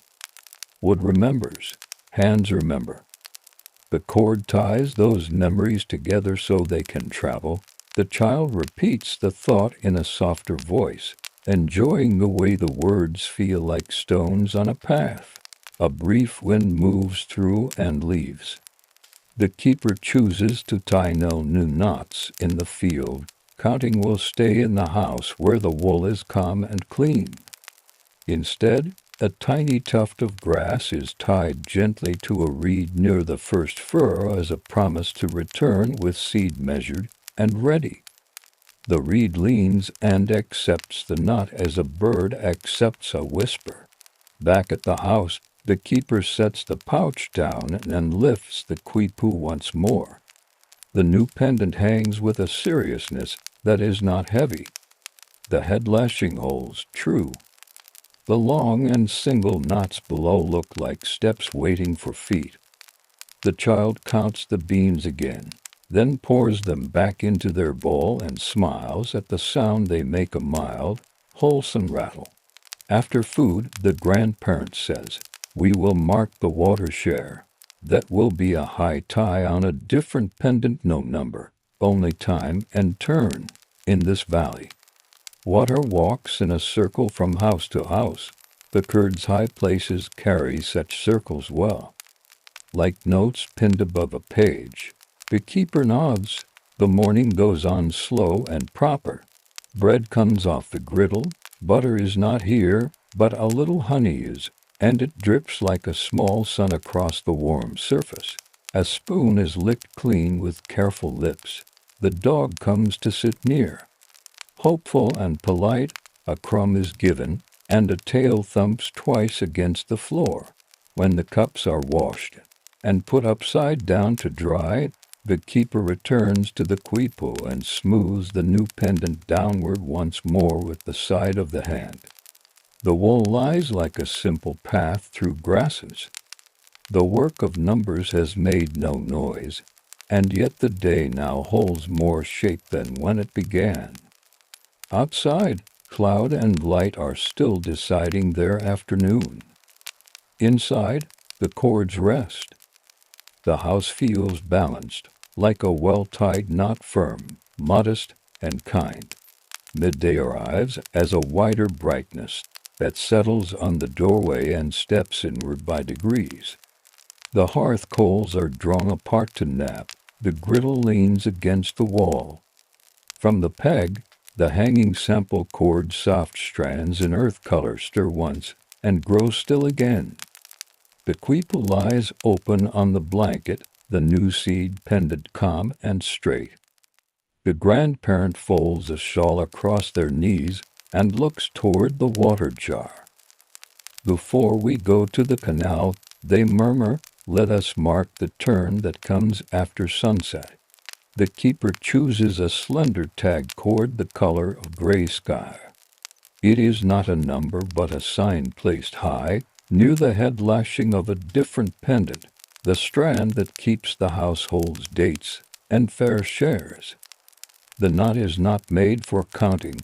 It is a small loop, only a hint for the eye and the hand when later they pass along the primary cord. "This shows that water will walk here tonight," the keeper says, smoothing the loop between finger and thumb. And again in 8 nights, the child repeats the phrase. A gray tag for the evening water, one for its return, spaced by just 2 finger widths to hold the week's quiet distance. The grandparent draws a shallow dish closer and pours a little water over a pinch of crushed leaves. The room accepts the smell of muka, cool and green. Sips are taken without hurry, now flocks. The grandparent suggests. Looking toward the corner where a sheepskin bundle rests, a gentle bleat floats in from outside as if to agree. The keeper lifts the bundle of fleece and brings forward the pendant used for animals. This cord carries more than one kind of number, head counts of used births this season, changes of pasture. Each meeting lives in its own place along the cord, with a colored thread to whisper which is which. A narrow band of soft brown at the top says mothers, lower down a thin yellow tells of lambs. Near the bottom, knots in a pale undyed zone record animals on the lower slope, while a darker zone marks any moved to the ridge. These divisions are not written language as such. They are a comfortable house order grown over years. A length of spun wool fresh from the morning spindle will make the new ties. The keeper holds the animal pendant up and, with the side of the thumb, feels for the space reserved for newborns of the last week. A single knot is added and sugged, then another. The child watches, then fetches a small cup of smooth pebbles from the shelf, one for each young animal born this moon. Pebbles line up in a shallow groove of the blanket, tiny round witnesses that can be poured back and counted again if a voice needs to check itself. A neighbor steps into the doorway, knocks lightly on the lintel with 2 fingers, and stands just inside the sunny edge. Their hat sits back on their head, and a coil of rope rests around one shoulder. They bring a pouch of maize kernels, and a smile that looks like a path after rain. I have come to ask if your water night still follows ours, they say, and to trade for a little seed color, meaning a handful of dyed thread to mark a similar loop on their family's cord. The keeper gestures to the blanket. Sit. Here is our high sign for tonight. We share the hour after yours. The neighbor nods. From their pouch, they produce a small segment of their own counting cord, just a few pendants tied to a short primary travel saws, one could say. The cords are placed side by side, and there is a quiet pleasure in seeing the same rule kept in different hands. The grandparent pours a little of the muka drink. The neighbor tastes and sighs in a way that means the day is kinder for it. The child brings the dyed samples, and together the adults choose a thread the color of creek stones after dusk. The neighbor ties a small loop near the head of their water pendant, using the keeper's spacing as a guide. Not a number, not even a letter, but a clear thought made wool. We will come with buckets and a rake, the neighbor says. We will scrape the small channel clean so the night water can walk without trouble. The keeper nods, pressing palm to palm in thanks. A trade is made colored thread for a little bag of dried kernels, and the neighbor rises. May your evening be even, they say, and slip back into the white doorway light. In the quieter room that follows, the grandparent brings out a small gourd filled with ground red cochineal, made from insects tended on cactus pads in a warmer valley. Only a pinch is needed for today, and not for dyeing yarn in the great pots, just to renew a faded tag on a pendant used to show festival giving. The keeper moistens a strand with a little warm water and rolls it in the red between finger and palm. The color blushes into the wool. The pendant will wear a new crimson hint where the old had paled. Mark the promise, the grandparent says. In this household, a basket pledged for the communal store is not a number tied low. It is a small colored slip twined high, a reminder above the field of nuts. The keeper twists the crimson slipper on the top of the offerings pendant and knots it with a half turn that can be removed when the basket has walked from this door to the storage house. There, another keeper will count by beans and by strings, and they will smile at the neat tag as if greeting a cousin. The child, pleased by the bright thread, asks for the practice cord and tries a long knot again. The first attempt sits too tight and looks like a cluster of little clenched hands. The keeper laughs softly and shakes their head, not in scold but in shared effort. Ease, they say. Let it breathe. The second long knot settles in with room between wraps. The child beams. The grandparent traces the space above the knot and names it Hundreds Land, a place on another pendant where larger folks live. We will walk there when you are taller, they say. For now we live among tens and ones, which are already a good place. With the sun leaning westward, The three go to the channel to prepare for the evening water share. Tools are unhurried: a wooden rake, a small shovel with a smooth handle, a board to tap a low wall. The feeder slit has collected leaves and grit. These are lifted into a basket. The keeper strokes a wet stone and feels its clean surface. The child, with serious care, pushes a floating twig along the thin trickle to see how easily it moves. When the twig travels without stopping, the grandparent nods as if a lesson had been learned by both water and child. Back home, the Quipu waits. The keeper lifts the water pendant again and, beside the gray loop for tonight, ties a second soft loop for the night when the share returns. The spacing is measured with two knuckles laid together. A small tag of brown is set even higher to show a repair needed along the channel bank sometime after the quarter moon. None of this binds another person. It is simply a home's way of kindly reminding itself. A low basket of toasted maize is set out. The dog receives 3 kernels, one by one. A ladle dips into the pot for a thin porridge that tastes of earth and smoke, comfort offered in a wooden cup. The grandparent opens a wrapped packet of salt and pinches a bright little sprinkle into their palm. This is from the lower valleys, where the earth itself has a memory of old seas, they say, tipping a few crystals into the porridge. The child listens as if to a story. In a sense, it is. In the afternoonsies, the keeper checks the primary cord for wear. At one point, where many pendants have rubbed, the wool shows the beginning of thinning. Repair is not a worry, it is a kind of conversation with time. A reinforcing thread is laid along the spine and cut at measured intervals with overhand ties, so small they hardly show. The primary grows strong again. A cord that is cared for will care for us, the grandparent says, smoothing the new binding. Toward evening, a pair of visitors stop by kin from 2 hills away. They bring news of a storage house tally and a rolled strip of bark with marks of attendance. One of them has a travel quipu with just 3 pendants. People who will help with canal cleaning, baskets pledged for the next festival, and borrowed tools promised back before planting.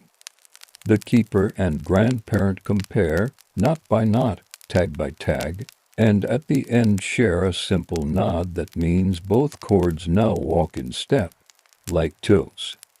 The ridge takes on a soft edge.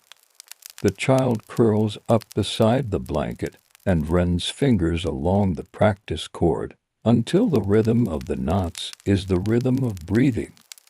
The keeper closes the travel pouch and lays the house quipu across folded cloth. When the first star shows, the grandparent says, "We will open the gate for water." The house rests in that small sentence as in a doorway. All the day's gentle work, the seed count, the lambs, the loops for evening seems to gather under it, ready to step outside when the sky invites. Evening arrives as a slow breath. The ridge fades to a soft line, and the first bright point takes its place above the doorway. The keeper lifts the small lantern from its peg, tests the wick with a patient touch, and lets a warm, steady light come forward. The child stands with the practice cord, as if ready to count the stars one by one, then tucks it into the pouch with a careful nod. The 3 step out together toward the shared channel. The air is thin and cool, carrying the faint scent of damp clay. At the water gate, the neighbor is already there, rake across one shoulder, bucket at their feet. There is no announcement, no hurry, only the soft exchange you make when a task is older than any of its doers. A hand to the hat brim, a half smile. the quiet music of woven sandals on grit. The keeper runs a palm along the low wall to feel for loosened spots. The grandparent sets the lantern on a flat stone where its glow does not trouble the dark too much. The child, solemn with purpose, holds the small board for tamping. When all are set, the neighbor draws the rake once across the feeder slit to lift a last tuft of grass, and the keeper leans the gate beam. The first thread of water passes through and trembles in lantern light. It carries a line of reflected moon, thin as a hair, then widens to a silver ribbon. The water's sound is a gentle counting, a soft repeating note where it touches the stone lip, a hush where it furls around the curve, a quiet drumming in the hollow past the bend. The keeper listens. The grandparent listens. The child listens, learning that this too is a way to hold memory by air, by footstep, by the small notes of a channel finding its bed. When the bucket is filled, the neighbor tips a portion into the smoothing basin, watches it settle, then lifts the pail to their shoulder and turns for home. They pause, glancing back to measure the flow by eye. Even, they say, and the word is not just a measure of water, but also of this shared evening. The keeper inclines their head. The neighbor goes on, and the sound of their sandals fades along the path. The keeper lowers the beam a finger's width to slow the slip of water. A single pebble is placed at the edge as a marker to night's small, polite sign. The lantern is lifted. The path is retraced. The house receives them with its familiar breath of smoke and warm clay inside. The Quipu waits on the folded blanket like a sleeping bird. The keeper sits and gently unwinds the water pendant. Beside the gray loop that promised tonight, a soft knot is placed low, close to the end. It is not a large number, just one for a share fulfill. Above it, the second loop remains, a small moon-shaped reminder of the future night when the channel will open again. The child leans close, watching how the knot is drawn down with the pad of the thumb, not squeezed, not hurried. Enough to hold, the grandparent whispers, but not enough to bite. A handful of dried herbs is tied with a leftover twist of yarn, set aside for later steeping. The grandparent closes the hearthstones and spins a small ember to the side where it can rest until morning. The dog rotates twice and nestles by the door. Outside, a late call from a bird draws one clean line across the quiet, then ends. The house becomes a low bell filled with stillness. The keeper checks the seed pendant once more, not because it is needed, but because small care is its own comfort. The tally of rows feels right under the fingers. The wax tablet, with its shallow marks, rests again under the corner of the blanket. The colored tags crimson for the festival promise, gray for water nights, brown for the channel repair sit in their places like calm, watchful eyes. Nothing presses. Nothing asks to be quick. The grandparent begins a soft, almost spoken tune, a memory verse for knots taught by their elder long ago, one for the little, a rap for the 10, a letter for hundreds, and back home again, the child murmurs along, touching each kind of knot in time with the words. The keeper smiles, not at the tune, but at the way the child's fingers find the right spacing without looking. Learning settles best when it travels in the body as well as in the mind. From a bowl, the keeper lifts a few bright salt crystals, the same trade from the valley they spoke of earlier, and places them in a small pouch near the door. For tomorrow's steeping, they say, a thimble of maize drink is shared, more ritual than thirst. The cup is set down on the floor, where the wood is worn pale from many gentle cups before it. Now the quipu is gathered. Each pendant is laid in its turn along the primary cord, like reeds being aligned before they are bound. The keeper coils the whole into easy loops and slides it into the woven pouch that smells faintly of wool and smoke. The pouch is not hidden. It hangs in plain view exactly where the day may greet it in the morning without a search. The grandparent strokes the pouch once with the back of the hand, an old gesture that means rest well. By habit, the child pads to the doorway and looks up at the ridge. The stars have multiplied. The cold of the threshold kisses their feet, the dog sighs and relocates to cover and step with warmth. The keeper stands beside them, and together they count nothing in particular the number of breaths until the star next to the ridge line brightens a little, perhaps, or the time it takes for the lantern's wick to make its own small crater in the oil. When they return inside, the house seems to fold itself around them. The grandparent lies down near the hearth, the keeper near the door, the child in the corner where the wall meets the woven mat. Woolen blankets make a soft hill over shoulders. The lantern is turned down to a memory. From outside, the water carries on, barely heard, like distant threads being drawn through a loom. Sleep comes as it always does on feet that know the path. The quipu does not sleep exactly. It keeps its gentle watch, storing the day's quiet arithmetic, ready to hold tomorrow's additions with the same patient grace. Knots wait without impatience. Loops keep their shape. Colors remember their meanings. In the morning, hands will lift and read, and the cord will answer in its small, exact language. For now the house breathes, and the night presses a kind palm against its roof. Somewhere beyond the ridge, Owen begins to think of traveling. Here, it is only the hush of wool, the soft weight of a palm-over pouch, the last hint of warm stone. The keeper's thumb rests on an invisible knot in a dream. The child's foot finds the dog and is still. The grandparent exhales like a closing door. Water continues its gentle note outside, and the stars keep their places with untroubled care. The story has folded itself quietly, strand by strand, until only the soft outline of the house remains. What needs keeping is kept, what needs rest is at rest. Now these quiet lives will keep you company as you drift into sleep. Thank you for listening.